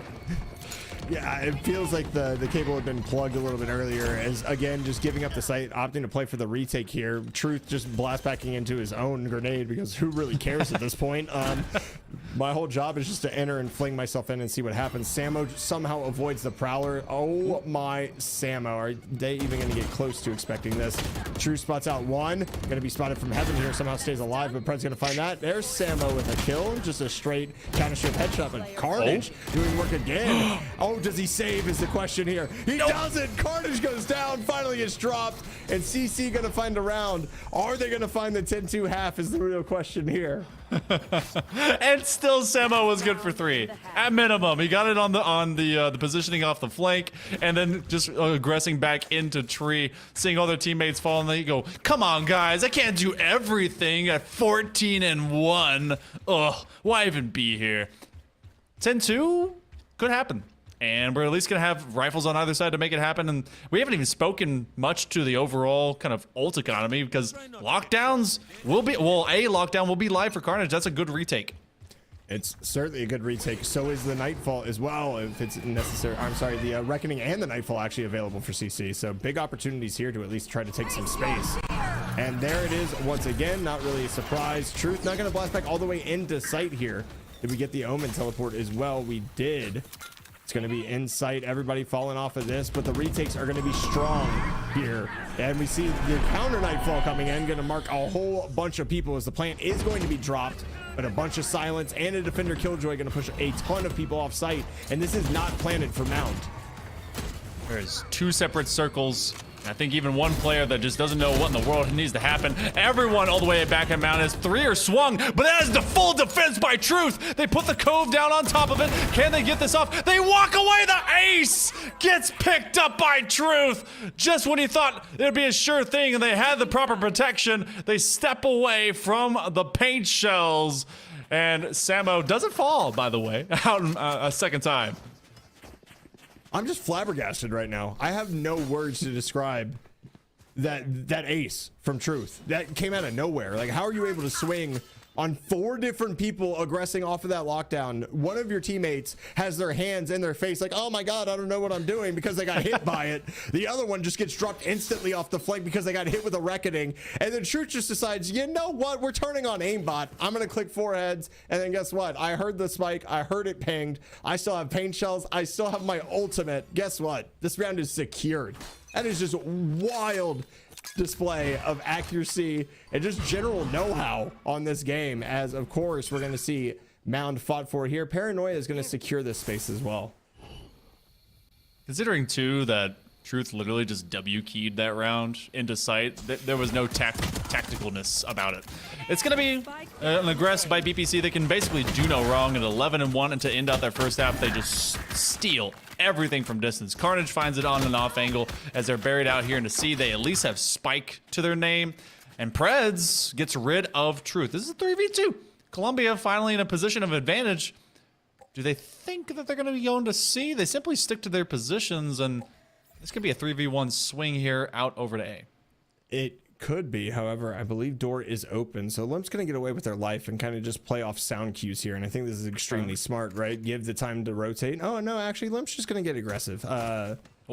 And yep, he's gone. Okay, so we know this is full A. We're going to regroup together. We're going to see what happens. Are they going to leave a lurk? The answer to that one's actually no. They're just going to go ahead, kind of chill out on the site. We got the turret covering the flank. Good old Tommy. Gonna make sure that nobody's coming through baby door. Now Predge is gonna sit here. It's gonna be 2 from heaven. You have the chance to potentially isolate some angles here with the Omen. The silent drop gonna be used as well. Limp getting tagged up just a little bit. Jumping right click is gonna be there. Running out of ammo though as Preds gets 1. Samo is able to sneak onto site. He has been the stalwart for BPC this game. Gonna use that turret as a little sneak, but it's gonna be Preds able to keep CC alive for now and not put them on match point. My position for the possibility. The probability is very low. The possibility is literally a 0 or a 1, and it's a 1 right now here for the Cougars. I'm not gonna get hyped about them until I see around 11-8. Something around there really is the viability. But this is the great first step that has to be taken if you're truly gonna turn out an 11-1. You can really turn BPC into a kind of confused child, depending on how they approach this next one. An outlaw will be online. Where is tapping? They're going to be from C position. Depends on what they get from this outlaw, but they just had to expend both bullets as that high tide came through. Caps gets an orb and a death right there. So, I mean, you add a little bit to the ult total just to get yourself there a little bit quicker. I don't really mind it, as everything is going to be checked by this Prowler here. But I'm glad we think the same way there too, because I don't believe in a comeback. It's fake news until it's 8. Like, I'm sorry. Until you start spreading that and you start getting that economic advantage and build it up to the point where it almost feels catastrophic, then yeah. But Carnage able to find one here. Should be able to find the 3rd round. Here's Carnage once again. Nope, it's Samo. My bad. I didn't realize who he was peeking. Got to put some respect on that man's name right now. Do you not know who they is? Come on. Gotta know. Samo even full and wide as they eventually find more. Preds into a 1v2 swing, shooting at shins, but it still renders the same result regardless. They go off the turn and they're stuck, and that means they gotta bounce through. So you lose 1, all of 1. Samo is the last one to fall by Switchblade's hands, and that's the first couple that goes over to Columbia. And now there's gonna be some cash brought in, but BPC, they also have the leniency. If they want to force buy onto some weird rounds, they really still can. They have the ultimate amount of wiggle room right now. You have about 6 rounds to play with before it gets to dire straits. Really, it's 5 because we both said, you know, we don't believe in anything until it gets to 8. But looking at this, I am kind of happy just for the future in general, because Columbia was finally able to win a pistol round, and that's the first one of the entire series so far that they have won. So 3-1. Maybe on their next pick, they'll be able to kind of swing that in their favor a little bit and just kind of build some momentum on it, right? Because pistol rounds can be difficult, and sometimes it can be just absolutely random. Sometimes it's just a random classic right click that ends like 2 of your team members. So it can be what it can be. I do like seeing the default here out of CC, kind of playing this slow and collected, not really spreading too far apart from each other. Viper, I want to see start taking some space right now, because we have heard nothing out of A. They're just playing strictly on site right now, as it looks like the spike's going that way as well. Biggest thing that I've seen for Lotus is how much of set piece style play really hinges, at least at the pro level, and probably even to the high collegiate like we are now, off of what you get from your oh my goodness, from your raise for their showstopper, because that is just one massive pick. And like you talked about, finding that first blood is such a great pivot point for success, especially because this is so spread out and you have to be basically in a 2-1-2 somewhere. Now as the pressure kind of collides, you're gonna have this 3-player stack defensively for the Barons, and they do have the weapon differential. That paranoia will get used, and they do tag one off of the haunt, but that's gonna be some early paint shells, and we haven't gotten to sight yet.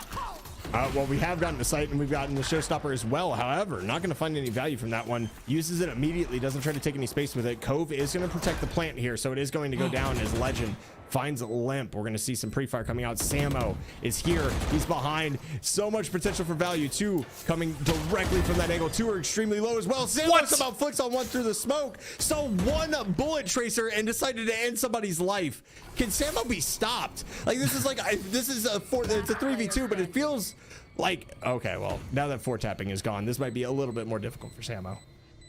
They're gonna keep that rifle. Samo's all about the HP merchant. They know that's right in front of them. They're looking for exit frags to make this difficult. They know someone's hanging out in tree at minimum, and they're gonna get one. Legend ends up, even with 26 HP, finding a big dub, and they're gonna be able to trade up and get themselves a new Vandal skin. So BPC does drop a third. It's tit for tat, losing or winning the bonus round on either side. Yeah, and this might kind of be the steamroll that they were looking for, right? It gives you that opportunity once you pull down the bonus to start just building that econ extremely high. We see 5,700 on Switchblade already. And I mean, Legend grabbed the gun that was touched by Samo. So at some point you have to be like, you know what? He's can't miss right now for the most part. So let's just take his gun instead of my teammate's gun. I actually had a Guardian that round as well, so being able to pick that up I think is pretty big, just to go ahead and get that small upgrade for yourself. As we see the Prowler go ahead, try to check out B. Not a lot of found. Look at this 4-stack over on A, and this is kind of what we were talking about, what we wanted to see out of CC, right? Like, you're supposed to lose these rounds on paper. Why not gamble and play a giant stack and see if you can get some extra picks, maybe just end some lives? Yeah, and this actually, they're going to be vying into C. I thought maybe the B was going to be the hit, but they've just simply taken over door in difference of that. The Haunt goes through, recognize that no one's hanging out of those tight angles, but it's a retreat of the Fade from C, and that stack is going to be made in opposite and nullify. The dark cover goes down, but they're flipping that door regardless, and they're being very tentative, but also very, very overly careful about where they end up choosing and picking their poison. The turret gives them away as they put that high tide up, so now Preds takes some space over to Seeker. The door's not even down. They will get this plant down, though, eventually. Don't want to congregate too tight. Don't want to narrow the space, because that's where BPC actually has a chance. They definitely do have a chance towards Baby to at least open some things up. Not when CC Legend able to go ahead and take that one down, but Samo is going to win the Sheriff headshot once again. That's actually another one from Truth. And now CC, maybe they're dropping like flies. We're going to go ahead. We're going to see that Smart. We're going to see that C's coming out as well. Calvin's going to be able to find 2 here. Can he make it 3? The answer is no. Limp finds that. Now, 2v1. It's going to be Limp taken down by Switchblade, coming from behind to go ahead and get the backstab to get CC 5. Without the round win, that was one of the best outcomes possible for an eco out of BPC. It's considering they took so many weapons out of the hands out of the Columbia College Cougars, but there's still a lot of cash that's been really snowballed, and I'm not gonna lean towards it yet. I started to believe, and as soon as I start doing that, it just gets flopped. So rifle round is in this position. We don't have any ultimates online yet. A few that are building. I want to see maybe if a Viper Pit comes online. We haven't seen much fluid kind of 4-tapping except for trying to being forced to run away and true spend space. But it is a 5-man rush. But there's a lot of util in their way on it. There's certainly a lot of util. There's also a Samo in their way, who is 1 away from a lockdown. So if they get a kill here in tree and they're able to keep that space, it's going to make it that much more difficult. But the C's combo is going to ruin it. Pred's able to take down Samo, get that space on A. This plant should be going down. 4-tapping, occupying heaven, but not going to go ahead and swing this, especially with the high tide already up there. We have walls all over the place. It's like my first coloring book right now. It's just a whole bunch of lines all over the map as the Viper's Pit also dropped on the A site, trying to secure this post plant. 3 coming through in from stairs as they want to walk in, but it's an ego duel all the same. They find one at 1 HP. The Nightfall is going to come online here. 4-tapping in Truth and Limp, and then to join them is Caps. Everyone good for one outside of it, as that Viper Pit really spelled damage for BPC. That was their rifle round. They go right back to Sheriffs, but I'm not going to lie, been pretty decent on Sheriffs, at least Samo when they start them off. When Samo gets it going on the Sheriff, you can expect at least 2, but one player right now isn't going to do everything. And right. at that point, Samo's kind of been mostly the hero. Obviously, we had that round with Samo and Caps where they were, 2v4 against an eco and were able to take it out. I'm just interested to see kind of what they start to do to maybe enable Truth to get a little bit more active, or enable the rest of the team just to get a little bit more effective trading off, because we haven't really seen that, as we see a nice Nano Swarm going to come in on Samo's feet. However, not going to take any damage from it, but it does force him off the angle, and that's something you definitely don't want Samo holding an angle there on you, regardless of what's going on. It's kind of strange though. They expend the Nano Swarm to get them off angle, don't press for any advantage, and they actually gave up that sight line. So kind of a weird choice, to be honest. But maybe just all of a tease. They're not expecting to have to rely on swarms to begin with, and they just want to enforce a bit of util pressure. But BPC hasn't bitten. They have a 3-2 stack, and right now it's gonna be the full rumble in the jungle by the Cougars. They can choose between B if they want to hit that door, but this is very quiet until obviously got loud behind the Nightfall. Yeah, it is very loud very quickly as the Haunt is going to be used. Here's 4-tapping. Are you going to be able to find the frag? The answer is no, as more and more flood on the site. Here's Samo, completely deafened, doesn't have a lot going on, still able to somehow find one because it's Samo. Why not? Here's a Limp on the backside. We have the flood coming in, however, not the best weapons to really flood retake with. Is Switchblade going to be able to find the first one? Going to be able to be, a couple revealed by the Haunt may give a little advantage here to see our BP as they look for just a kill here, just playing this slow, trying to just wiggle this angle. Truth's gonna go ahead and throw a blast back down. You're gonna hear that. Oh, and it's gonna be Switchblade with 2 headshots back to back. Doesn't even worry about that blast pack. It's gonna be 7-11, and Monkey Man, we're one away from that point where we said we might be able to believe. Fake till late. Fake till late. Yep. Not believing yet, but it's getting there. And this rifle round, because of that visionary, is one of the most important in the entirety of map 2, and maybe the entirety of this series, considering that if BPC actually takes this map, they'll be at a 2-0 and have to force Columbia College into a reverse sweep. And the only thing that could really save the Cougars at that point in time is a list, which could happen. I mean, the latent curse is more powerful than any other one I know, so I'm definitely excited to see kind of what happens, knowing, oh my, Carnage, the turret got a kill, turret headshot out here. Tommy doing work, definitely love to see that. Switchblade hanging back over here. Defender Killjoy was able to detain one. I believe that's going to be the Killjoy who's in the box near B. It's going to allow them to get back out though. Yeah, 3v3, a lot of action in that first 40 seconds of this round. However, everybody's kind of retreated. Everybody's just playing their agent. They're playing for their lives and just trying to poke and prod for any kind of information. However, at least you have the fade up on CC to potentially get you a Haunt on site to know that you're clear before you enter. Look at the util kind of just cheats as they're getting the tuck screen to really keep that baiting. As they ran away, the read by BPC was the send 2 over to A, and they use that tuck screen to kind of tease them a little bit. Truth has a showstopper. Lockdown's available. They could get very aggressive, get very ornery, looking for a kill. They do, in fact, take down that lockdown, and the audible might have to be used to take open this door. The Haunt tags them. They're going to open the door, going to have to rush to B. There's not going to be a lot of time for this plant, Visionary. There's 15 seconds left. You have to be able to take out Limp. Finds one. Are you able to find 2? The answer is no. Plant is going to be dropped. They do have time for it, and a great job using the poison orb to go ahead and get the reposition down. Also, the snake bite just to delay the push out from sight as Switchblade just kind of plays around this awkward headshot angle, but gonna back off and play into Cubby. You see Caps trying to take a little space. Legend is there. Oh my, Caps, what a flick. You have the opportunity now. The wall bang, gonna get it. BPC says the comeback is fake news. It's gonna stay on 7. This is why we've now come up with the t-shirt relative phrase, fake till late. Cannot truly believe until that near infinity style symbol number shows up, because infinite possibilities are available to the Cougars, except when they simply are tagging them. Caps, that pixel swing visionary to find them out in main, just and then immediately off of the wall bang too.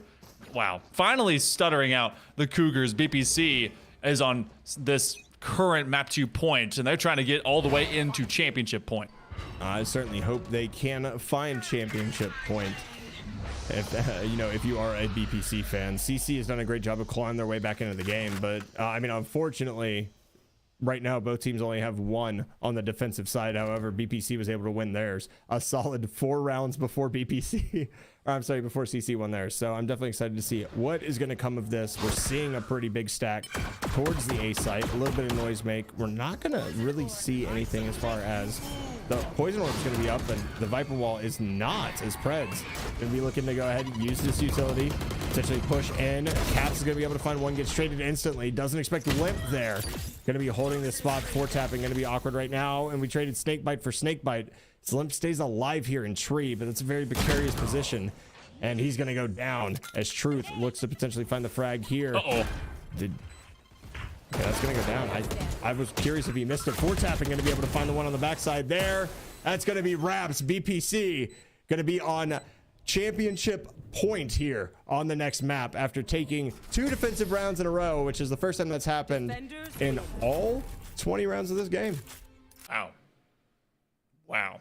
The defense just tough out in these parts, apparently, and BPC making sure that everyone knows about it. I was thinking for all of maybe a hopeful moment that both of these teams would have to go back into the same mark of getting that double overtime situation, but we never even got to start really thinking about that because BPC, they pulled up the bootstraps and just kind of started out the Cougars, and there was a couple times that honestly I think they were finding that momentum in front of them and got lost in the sauce because of it. I mean, you called up Gordon Ramsay for how they were just getting cooked and sliced and diced, but when they peeked into that door for Tree, it was raw. They just walked through smoke and expected, oh, there's one at Tree, that's all we have to deal with, and then they got caught by the Omen off their flank side right. So unfortunately, I feel like there's just something kind of missing in the patience for Columbia right now.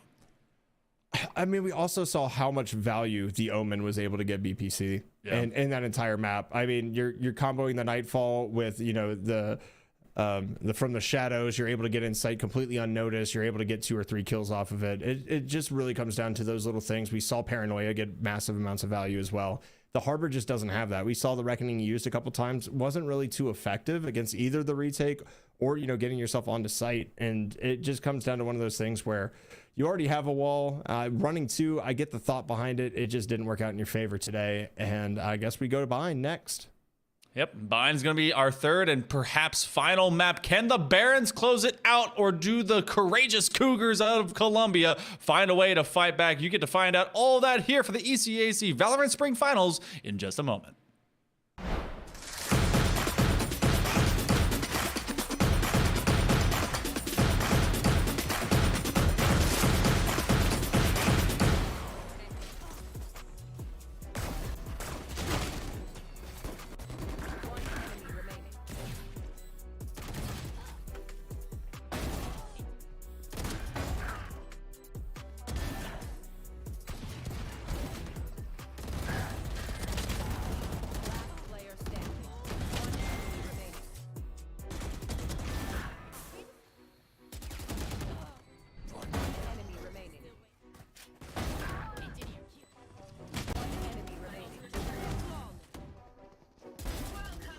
Should run.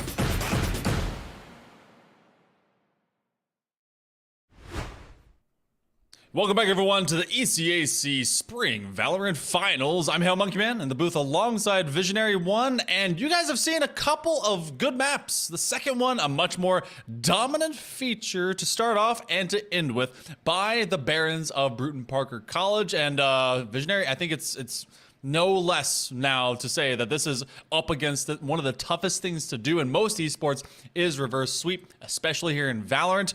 Columbia College, they have to win 3 in a row if they want to make the big show. I mean, let's not even talk about just esports. The hardest thing in sports in general, too. Like, the only one it really happens in is hockey, for the most part. Like, it's happened once in baseball. It's never happened in basketball. Like, there's very, very little opportunity. You have to play perfect Valorant from here on out to even give yourself a chance to make it to map 5.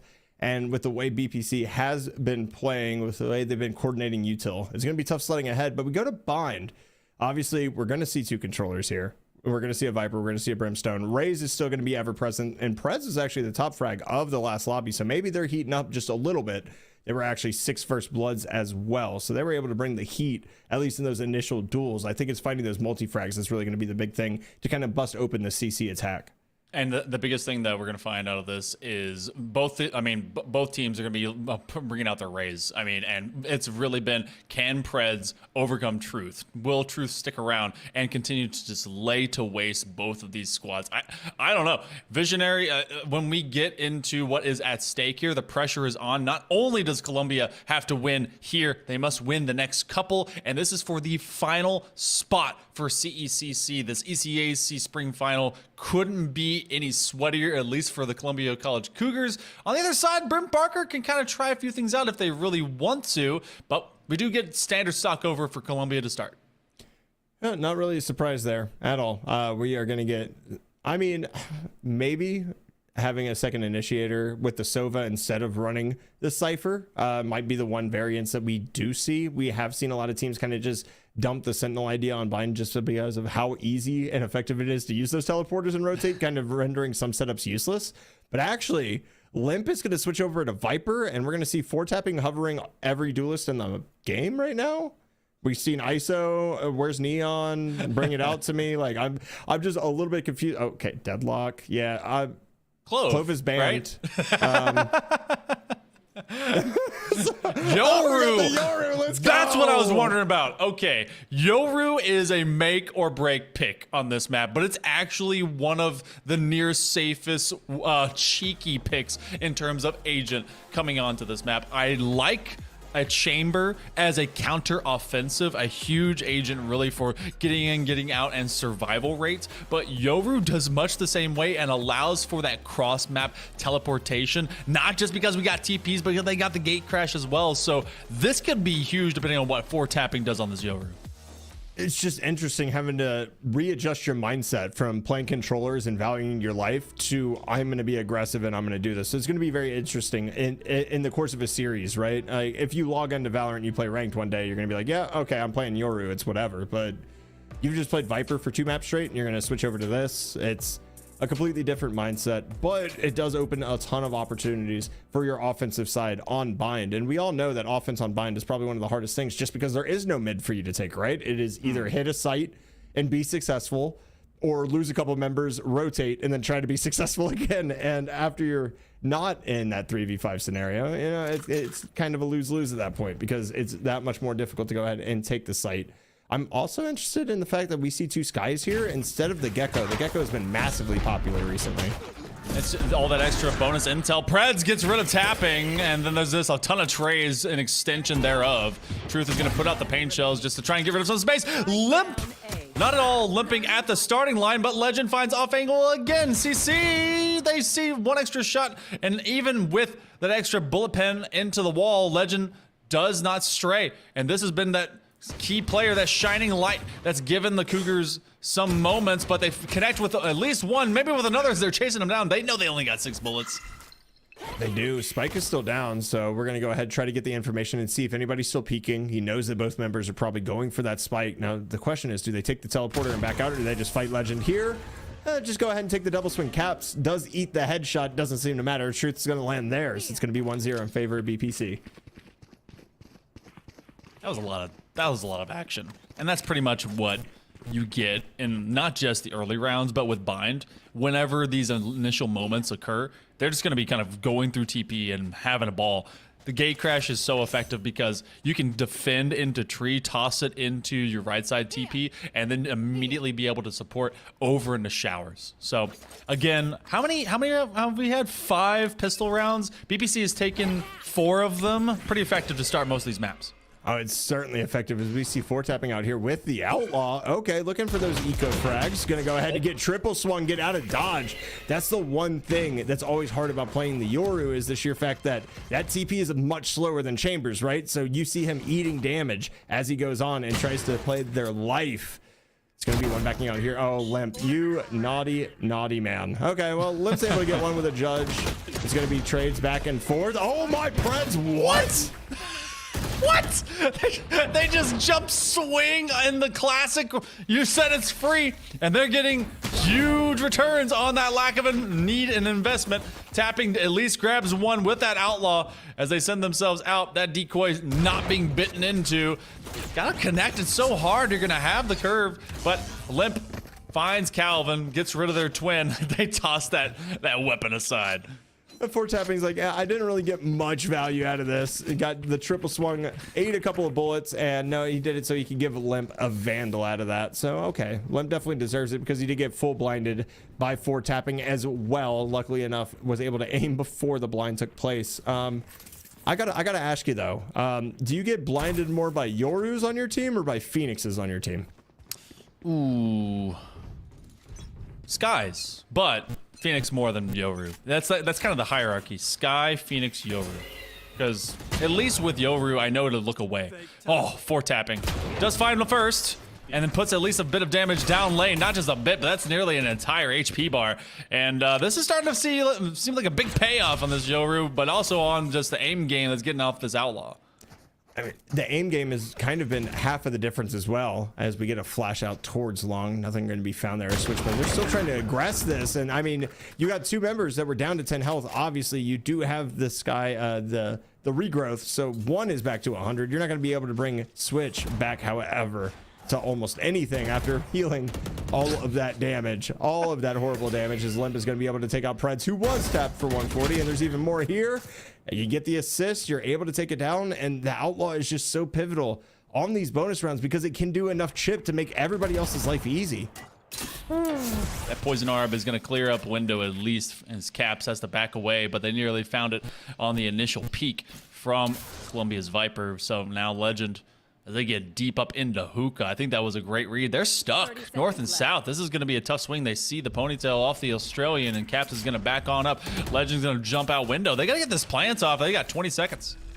Yeah, 20 seconds and a lot of dreams because you're going to have 2 coming from the north and 1 from the south, and you're going to have to be able to effectively hold off both angles. Also, Calvin here, no snake bites to work with either, so it's going to be that much more difficult to be able to hold off this post plant. You have to do it with guns and guns alone. Okay. Legend's going to be able to get 1. Calvin gets the other. Now we're in a 1v1, both at equal health. We're going to see if Legend can get this. Oh, the turn from Truth. Gonna get CC around here, and they're able to survive the bonus round coming out from BPC. But what an expensive buy-up round for Columbia as you go down to your last man, and all that's left is Legend sticking it out, but finding a break for the Cougars because BPC had been running away with 3s easy peasies here for their last few pistols. But now we rock into it. I think everyone bought, actually. So this is a wonky round in terms of buy. We're going to have a total of 2 actual rifles, and then it's just like some Buckies and Bulldogs. Ugh. Buckies and Bulldogs is the name of my next band, by the way. What is y'all's theme? Is it ska? Oh, it's definitely a ska band. It's the scrappy, lovable ska band. You know, the one ska band that definitely doesn't have any of the original ska culture that pops up every 10 years and makes one popular song and disappears, as we get an early pick here as well. 4 tapping, just, you know, throwing some shots down. They're trading back and forth. Gonna get domed here, but the regrowth once again gonna save Switchblade. Nice wide swing, gains a little space. Gonna be able to solidify this orb. Not much else is gonna be going on though. So we get 2 still stacked there, and it looks like everybody else, including the Spike, rotating over to this B long side. Limp chilling with a Bucky. That's the only time I got an ace on bind was with a Bucky in the exact same room. So I believe in Limp. They can do it. Cougars, though, in this estranged buy, a Guardian hanging out down long. They're going to use this Guiding Light. The Seekers actually get expended, and they recognize that there's multiple people on this site. They've stayed long enough for all numbers to get drawn. Carnage on the Bulldog does rend out Caps, and Truth walks away with a weapon upgrade. They got that Stinger kill from distance. They get the fade away, and that's good for 3. Oh my, another 1v1. Truth lost this one versus Legend last time. Believe they don't have any smokes, I'm sorry, any flashes to work with here though. Just the regrowth, gonna go ahead and pop that. Trying to bait this out. Truth, are you gonna swap? Why are you what? The knife out? What is going on? You have an opportunity. Legend wins it again. But that was the most ridiculous thing I've ever seen in my life. You peek a showstopper with your knife out and you win? Who doesn't aim the showstopper down at the feet? Splash damage, it's massive. Take advantage of it. They whip it around like they've got a rifle aiming for a headshot. Send it yard past Legend, who really is living up to the name. Visionary, that was wacky.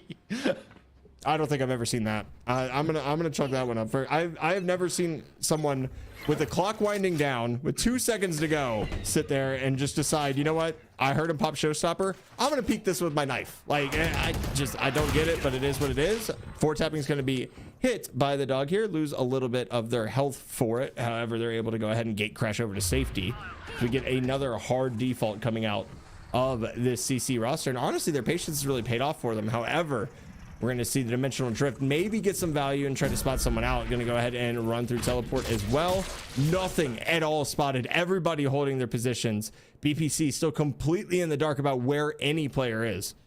I mean, the good news is that if you saw nothing, then that means they're not there. So something gained. Finally, the Pathfinder is able to do the job that the Yoru simply could not and see somebody as they leap through mid. Call it that if you will. Separated by a very tall building and some space that we never get to see as players. Showstopper used an opposite as they try to find that infiltration point. 4 tapping looking to protect them, and no one falls. Maybe these rockets just simply cannot get on target. Preds in a trade to find Truth, but they're playing down a member in this 3v4. Now it's a 2v4. Samo able to find 2. Legend gonna be able to trade one back, and Legend, unfortunately, not as legendary this round. A little insurmountable in the 1v3 with people peeking him from all different directions, but he's going to be able to go ahead and take it down as BPC takes the lead once again. And mind you, I just want to shout this out right now. BPC has won 4 out of the 5 pistols that have been played so far in this series. They're making their lives easier, and we're going to go ahead and see an early timeout here come out from CC, and this is something I like to see. You're calling it on the eco. You have a whole extra basically round time to go ahead and devise a strat to deal with what BPC has been bringing you. And you're kind of looking at how you can weaponize Calvin and Carnage. I feel like there's been some rough positions. And those two in particular will be very strong defensively. And working into round 5, you've been able to split it mostly even. This one could go rough into a 4-2, but you're keeping everyone calm. Recognizing that there's pressure in these situations, how you were able to play away from the dimensional drift, but then simply getting caught just out in the open. There's so many times that Legend was just surrounded when they went to A site last time, and that's just not making the best use after you were so tactical about your delay moving back into that round in the first place. It's one of those things, right, where we see 4 tapping being able to go ahead and kind of spread himself out just by using those gate crashes, but at the end of the day, CC going to be coming on in eco. You have to be expecting 4-2 score line here. What are you going to bring to the table to kind of shake things up? Because you don't have that kind of uber dimensional agent, no pun intended, like Yoru, right? You don't have somebody that can be in 2 places at once. It's going to continue to make your life a little bit harder, especially when flashes don't regenerate on Sky anymore. I don't think we really talk about the value on bind and the thing that that kind of threw away, as we're going to go ahead and just get rid of that decoy just in case. Just enough to be like, all right, are they messing with me? Because any good Yoru will do it at least once. Yeah. Maybe between maps. Either way, they know that someone's nearby. Classic gave it up. Viper's Pit will be used to make this a much more narrow situation. So you either have to rotate long or showers will be your only entry. This jump spot is gonna hopefully spot somebody out. Doesn't seem like it is yet. Truth might be in for a world of hurt. There's one shot landed down. Do they know how many people? Now they do. Everybody rushing forward right now. Great flash coming out from Tapping. Gonna be able to find a second with a wall bang. Gonna flash out once again. Paint Shell is gonna slow it down. Nice flash coming out from Truth. Tapping though stands strong, and there's Truth crab walking. I don't think you're supposed to be completely accurate while you do that, but lands the headshot anyway. It's 4-2. At least a small accuracy bonus, as you know, it was a 1v4 swing filled with sheriffs and pistols, and then Util Hell was found in response against the Cougars. So the first 6 now has a 2x lead here for BPC Barons as they walk into another rifle round that is so pivotal and necessary for the Cougars to be just fast as well as effective on. You still have that orbital strike that wants to get weaponized. I feel like clearing out, maybe doing kind of an A push to it, but look at immediately as they just steal this long B. And do you know that Tapping is still here is the real question. Are you going to peek that? Like, he could have teleported out. Well, you definitely know he's there now. Some wallbang's going to be there. Good to go ahead and jump back, but Limp's going to be able to find one in Hookah. I think this is the first time somebody has pushed Hookah at all, to be completely honest with you, other than like just off the rip. Some good chip damage done both ways there, but this is the first time we've seen some initial push towards Hookah over here as we get 2 currently stacking up towards long. We're going to get the Neural Theft going to be burned as well to go ahead and give some detail about where everybody is. However, it's a 2-2 split, and with a 3v2, are you just going to fight the devil you know or the devil you don't? As that's going to be a great flash by Tapping. Going to be able to find 2, make it 3. Tapping has the answer immediately. And not only was that Neural Theft used, not just to gain general intel, but also if they should rotate away, hit that TP that was right behind them as that extra option. And there was no bite. I believe it was by both Truth as well as Samo, who were chilling on A, recognizing their teammates had it done. They were good. They didn't need them, and they were waiting for that call to be made. And knowing that they were basically, you know, all right, we're kind of still in a numbers advantage here, they lose it out against Tapping and Limp, who were covering each other very well from that hookah to backside position. And Tapping's util has been impeccable. He's got 7 assists already. Like, wow. As a duelist, he's out assisting the rest of his team, as we're going to see CC go ahead and try to explode here into U-Haul. Going to go ahead and get hit with a little bit of pain shells. It's going to be an actually phenomenal throw. Everybody's going to back out after the space is going to be retaken by Truth. Going to go ahead and just throw it right into the smoke, make sure that nobody's too aggressive there. Carnage not able to get this frag. Samo's able to find that one as Preds. Nice position, going to be able to find 1. That's the problem with the Stinger. Typically 1 and done if you're going to spray. Makes it that much more difficult to be able to get an extra frag as Tapping. Going to be here in the corner. Going to go ahead and teleport out with their live as well. I thought Tapping was about to show us that a Yoru can actually jump on top of a single box. That would have been wild tech to learn. Caps is going to retreat back into this site. Trigger does a play. They're good for 2. Calvin now in a 1v2, but a very hurt Truth. Tapping, here's the close plant, and it doesn't go down, which means they guessed right, and Tapping can actually cover it up. Truth is going to be staying as a stalwart defender, but it's right through their legs that Tapping gets the kill on Calvin. That's so smart. And it's just diabolical to high-low like that. You're intentionally giving your opponent the opportunity to go ahead and actually get a win for the round by doing that. However, everybody knows that at this level, the crosshair placement isn't going to be at somebody's waist. So you know what? Let's just go ahead and do this, because he's going to be aiming for heads anyway. And that's how the round ends up going. 6-2 right now. BPC is just doing work, and Tapping and Truth have just become this dynamic duo of just rolling together basically everywhere. And you see all of the Yoru flashes that are coming in and able to just enable Truth to get these early picks. It's actually wild to see. All the fake out just to make them bite. That actually gives a lot of space over to guess who? Truth. Orbital strike gets used up, but it's just to create a separation factor. Truth doesn't fade away from that. In fact, they just kind of reinvent themselves, reinvite into this full contact play, and they, based on this, in working into this marketplace position, are really just delaying what could be the inevitable. A third around the corner. Truth welcomes this fight. They're gonna find it, and this becomes a 1v5. Oh my, and the spot coming out as well. Truth gonna get those paint shells back. Oh yeah, 2 right clicks will do it. Truth gets 4 on the round, and it's just one of those scenarios where BPC just takes the space that's afforded to them by the dimensional drift. Again, why Yoru proves to be so dynamic, because if that happens on any other map, well, hey, we know they're pushing us from extremities, so let's just flood mid. Well, guess what? Bind doesn't have a mid. You are trapped in your location. You get to stare at all the spices and the sand, and if you don't make a purchase, well, then they're gonna lay on the floor. So 7-2, BPC can do no worse than a 7-5 if Columbia comes back into this, but considering that they did have some extra weapons in the previous set, I think Limp can actually get aggressive-bessy about this. They jump out, and actually they're trying to run away. They're down to 4 HP, and look how swiftly Carnage just wants that gun. I can't even say I blame them there, but 4-tapping immediately answers with 2 of their own, as CC Legend going to find 1. We're back to 3v3. The only thing that really matters here, however, is the gun advantage that's still held on to by BPC. Now, if the spike does go down, you do have that opportunity to use that orbital strike, obviously, to use that incendiary to potentially just delay and kind of cheese yourself to a post-plan win, but Caps has an answer, it seems like, right? Oh, yeah, goodbye. No one's going to make that read. They're going to be looking off flank, but they're not going to be holding it and tapping. Could see themselves with another 4K. Legend sees a rifle down, and now it's just tapping, holding yard. It's a 1v3. The stronger position for Legend would be going to swing towards A, but they don't know where anyone is, and this is the sweatiest moment for them. They are flicking around, checking every angle. The guiding light's going to tattletale on them, so they can invite their Brimstone to come right back over. They get flashed. Oh, the Yoru flash plus the Sky flash is nasty when they can exchange it between each other.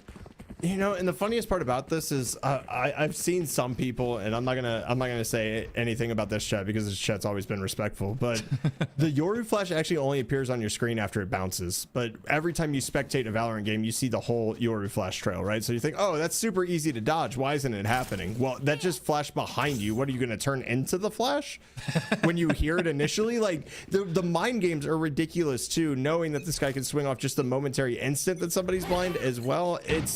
Yoru's just the king of absolutely messing with people's brains, and at this level, it's just beautiful to see when it is successful. What's funny too is that a good Yoru will show you how easy it is to do that, but it is so difficult to become a good Yoru. That's like no sentence could be more difficult to really obtain the skill thereof. This spike leaned all the way to teleporter, and look how deep, because of the possible retry, or rather rotate that could be happening from that Brimstone there is. Caps gonna deep insurge it. They see this spike, the showstopper by Prez to try and just get him beyond this corner. Do they recognize that someone's behind him? No! Limp! Good for a second one, and Calvin finally cleans him up. It's a 3v2 now, and I don't know if you noticed this is true. Oh, yeah, truth. Gonna get Switchblade there. Where was the orbital strike used for Switchblade for CC that round? Because I didn't see it personally. I wasn't able to locate it on the mini-map, but I heard it being used, and I just got extremely confused. Okay, so they used it on mid-TP against the Yoru. That's ideal. That's ideal. They were so mad. They were like, okay, we hate tapping on Yoru. Let's try and give her. By the way, you were talking about how effective they've been. 15-3, so 5.0 KD just right there. 10 assists. Yeah. In 11 rounds. That's effective dueling. That's pretty good. I have never seen a duelist in one of my ranked games actually have that many assists, including myself, I would say, unless you get a great game where you can't finish a frag ever on Raze and just get a whole bunch of chip damage. Just 4-tapping, just gonna push forward. Yeah, the man literally doesn't care right now. He's on a heater, as Truth's gonna push this as well. That dynamic duo that we talked about. Honestly, these two on this bind map look like tens and second. I'm not even lying. Like the way they enable each other to be successful is beautiful. And Carnage is gonna get spotted right here as well. But it says peekaboo to Caps. Okay, we have a little space. Now the question is, are you going to rush out of this knowing that everybody's close? The answer to that is yes, and 4-tapping finally shut down. Plan is going to go down 2v3. Viper's Pit going to be instantly burned here for CC to try to secure this round and make it a 9-3 half. This is the first time in a long time that we actually get a plant for the Cougars, and they would love a 9-3 to at least end things out. The Seekers get used and just encounter as the Cyber Cage goes up. Legend finds themselves a 3K, and the lone solace for Columbia is that they didn't allow double digits in an even worse, an 11-1 to occur. 9-3 has to be a blessing for these Cougars. Going to go on to the defensive position, and I think that really will be a strong suit for them, considering they're facing off against double controller, this, like you had mentioned a little bit back on Sunset. This is the key side both these agency comps are going to try and build from in the best way. Yeah, but we have to understand as well that Bind is pretty darn defender-sided when it comes down to it. This is one of the most defender-sided maps. Again, just because that mid doesn't really exist. The TPs can help you, but only to a certain extent. But playing into that Cypher, as long as you're able to play your life, as long as you're able to sit down and actually anchor a site, you theoretically are going to have at least some form of intelligence on one of the sites. So we're going to see Skydog early here. The Leviathan Classic going to be brought out as well. I don't know if you saw the Twitter post from Sentinels, but they actually had to go ahead and prop up the Lev bundle because they got clapped. As that's going to be Truth with a beautiful shot to go ahead and open up this site. The dynamicism of Raze and the ability of Truth to just not care and know his teammate has his back and push has been phenomenal. I love seeing it. Just trade for trade, blow for blow. Limp is able to grab another one off of that wall bang, and that's Truth. That's just spelling it out for the Cougars. And it's just in the form of one giant W. 10-3. Cougars need to turn this into a 10-4 good buddy, and Truth 20-7. They're followed by Tapping at 16-4 and 10, still at a 4.0 plus. But just, it's wild times. BPC came into this ECAC final with really kind of no question marks except for themselves. Maybe some unfinished business, especially because they tried for that LCQ. And now they just feel like they need to finish business here so they can move on. I mean, it's the way to get into CECC, right? One of the biggest collegiate tournaments of the year. It's definitely hype. 4-tapping going to be here with a stinger. Okay, so the force up from CC going to catch him off guard. You know, you don't get a lot of early intel. You're able to go ahead and get a dry peek, get yourself a gun. It's a Limp going to be here. Light shields against a Crossfire. If they do decide to push this could be disastrous. Going to be very interested to see kind of what happens here. As one's going to drop down Carnage, so they're not spotted from behind. As the Limp's able to take out Calvin. Actually, they shut down that Crossfire, but Carnage able to get this and retrieve a Phantom. This might be swinging in CC's favor, and it definitely is now. 4v2. Oh, that looks like me trying to challenge against a Classic. At least a Ghost. Caps will pick up a Bulldog and will simply slap Switchblade in the face with it. Kind of hurt. Bucky Gaming, go big, go strong, and that's Legend, who keeps their team in it 10-4. They hear you. They acknowledge you. And the Cougars will get at least an eco break, and that means they can really force BPC to be in a, well, in a strange position going to this next round, but they're still in a pretty big hole. Yeah, I mean, you're in the hole, but that's a way to dig yourself out, right? Kind of go for the just the non-standard Valorant play. You know, it's 9-3. You're like, hey, you know, the curse is there. You know, let's save out. We can give them, you know, we can give them another round. We can give them 11. We'll be fine on the full buy afterwards. No, we're going to force up, and we're going to force you to play impeccable Valorant every single time. I'm so excited to see what else is going to be brought out to the table here. 4-tapping playing with a Judge on Yoru. You would think Truth and 4-tapping would probably be switching those guns right now due to blast packs, but you know, again, what do I know? I'm not a Radiant player like most of these are. As Pred's going to be up here right now, Switchblade going to be able to take out 4-tapping. Truth has the trade almost immediately. Look at how much space has been taken from Shower. They just gave it up for free, but Legend with the rat spot going to be able to find one of their own. He had so much focus because of the extra Sky Smoke as well as the talk screen going up into lamps that they didn't even recognize that maybe they should defend a little bit harder into Shower. They played for one and not the other, and now that spike is separated from the two remaining Barons, and yet Limp just unafraid of taking contact against Legend. That's a lot of damage, and Limp is the one dishing it out. Carnage has the better weapon, but it doesn't matter because Truth matches him in kind and finds a 3K. That's rough for the Cougars. Back-to-back thrifty rounds, essentially. Back-to-back eco wins. Okay, you love to see it. It's the beautiful thing about Valorant, though, is when you have the abilities on like a game like CS where you can create that much space whenever you realize you have an opening, it allows those eco rounds to kind of expand and just explode onto site and then give chances for more teams to win in those things. Seeing Truth do work like that with just a Vandal. Everybody else on Sheriffs. 4-tapping is taken down. The only other actual gun that isn't a pistol taken down immediately, and you're still able to pull out that round. It's huge. It's going to be 4 subs from here on for the most part out of Colombia. They bought over, and now they try to just kind of receive. Showstopper is going to get used by Truth, and that's Carnage out of the way for tapping. Caught him looking and looking. Truth finding the big missile into the old chest cavity of Calvin, but that ghost at least rends out Truth. But filling the spot is Samo, 2v4. But look at this hookah position. The hookah position is nice right here for Preds.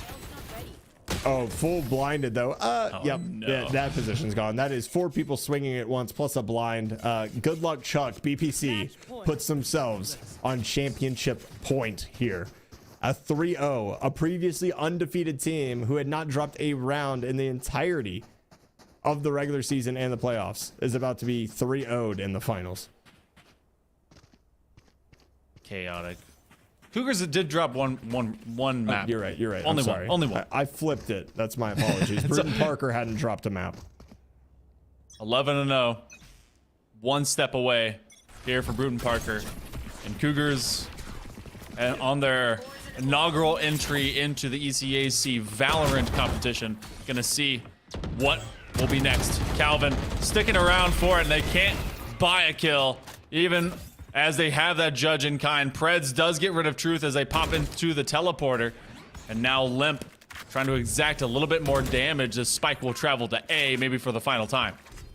It's looking like it right now. 4v5 numbers still in favor of Colombia. We're going to see the Seekers get expended as well as 4-tapping. Going to be in spawn. Did they hear this is the question. There's a nice little shoulder peek from Preds. Just trying to slow down the space that has been gained as 4-tapping just runs into 14 different people. Switchblade going to find one as well. But the Viper's Pit has been attained. It's going to make it that much more difficult to retake. Do you know they're there? Oh, Legend. No, Legend gets taken down. 3v1. Limp somehow still limping along. Going to be able to find one. Can you find more is the question. Just, oh my. Are you, oh, he ran out of ammo. He had the opportunity. This is chaos. Limp trying to go full Call of Duty, and then he gets the 5th as a consolation prize. Limp trying everything they can just to hold out. They expended the Viper Pit and looked for the championship secure, but body after body send them in like the Russians in a full swarm. But wow. Limp just caught in the middle of all that nonsense. It was chaos. It was absolute chaos. Like, first of all, that first flick was so violently wild too that the overcorrection came through, but he still somehow lived through the first one. And then the second one, same exact scenario. It's just, that's wild. That's peak Valorant right there. It's that simple. That is peak Valorant as Preds has to get out with their life here. A little difficult to do. Actually going to fake like they're running away. Going to get healed in process as well. There are 3 in hookah right now. Are you going to expect Switchblade here? The answer is yes, is 1 TPs on the back of sight. Legend going to go ahead, flash out of the smoke, see if they can take some space. 4-tapping, going to get the headshot. Pred's going to fall. 3v1 on the brink right now are Brewton-Parker. My only regret is seeing a Brimstone in the final, possibly the final round of the entire series, die with an orbital strike. Carnage finds their first. Cyber Cage is in. They're gonna be tough to try and handle. They get a weapon, but that's it. Samo!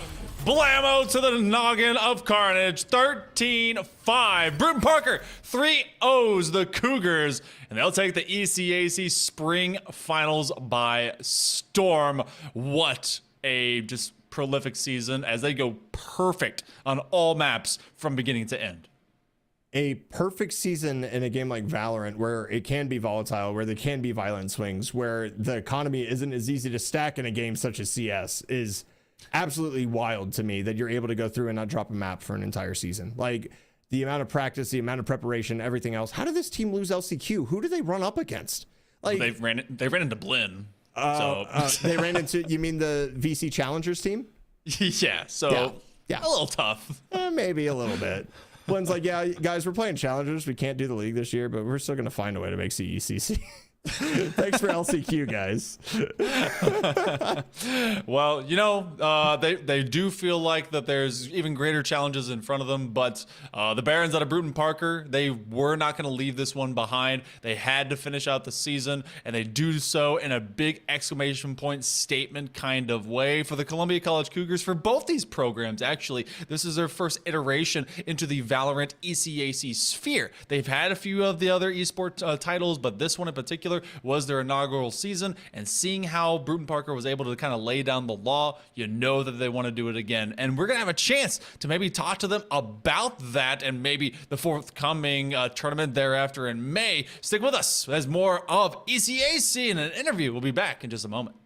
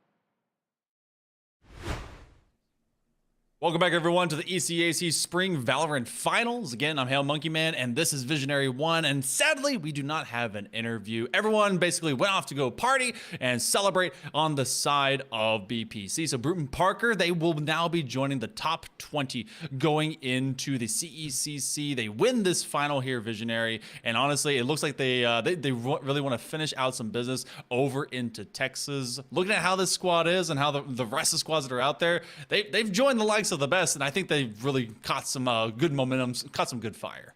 They caught some good momentum, and just the util combinations we saw out of this team was impeccable. That is the sign of a very well coordinated and drilled Valorant team. Their proven takes were great. The mid rounding was pretty solid as well, although half of their mid rounding was just, hey, Slammo, go kill. Oh my God. Look at the orange kitty. It's adorable.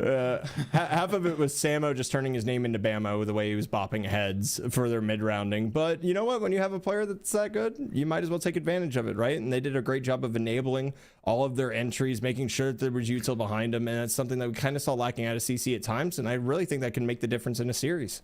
It really can. I mean, they show that they know how to flex, have fun. They have truth that simply is a W key warrior and pays off on the back end of that. Slammo, who can be kind of that anchor. And then 4-tapping, who apparently has a very surprising Yoru that we all should be very afraid of. That really spreads the love around the team. But spreading the love around the team, we also have our awesome production that was able to help out today. Professor Layton, as well as Brewmate, they were able to bring us on screen and online to you that were able to hang out. And of course, Visionary, it's so awesome and a privilege, like we were talking about before, being together, seeing these awesome teams and the talent out on the maps. I can't wait to do it again next time around, man. Yeah, I mean, this is our second ECAC final. I couldn't have it any other way. It's always been a fun time with you. And not only that, but shout out to all the colleges that play ECAC and give us content every single week to actually just scream about and lose our minds over. I don't think you can make two boomers happier than continuing to play Valorant, to be honest with you. So I just want to say thank you guys. Shout out to all the teams out there. And I mean, even Columbia, right? Like, there's nothing really to hang your hat on. You lost one game the entire season. It's just unfortunate that it was the finals. Yeah. I mean, it's the Patriots situation, right? It kind of just is what it is. But you have to look back and reflect and see how successful you were, and you can always take bits and pieces of what you did best for the whole season to look back and improve on.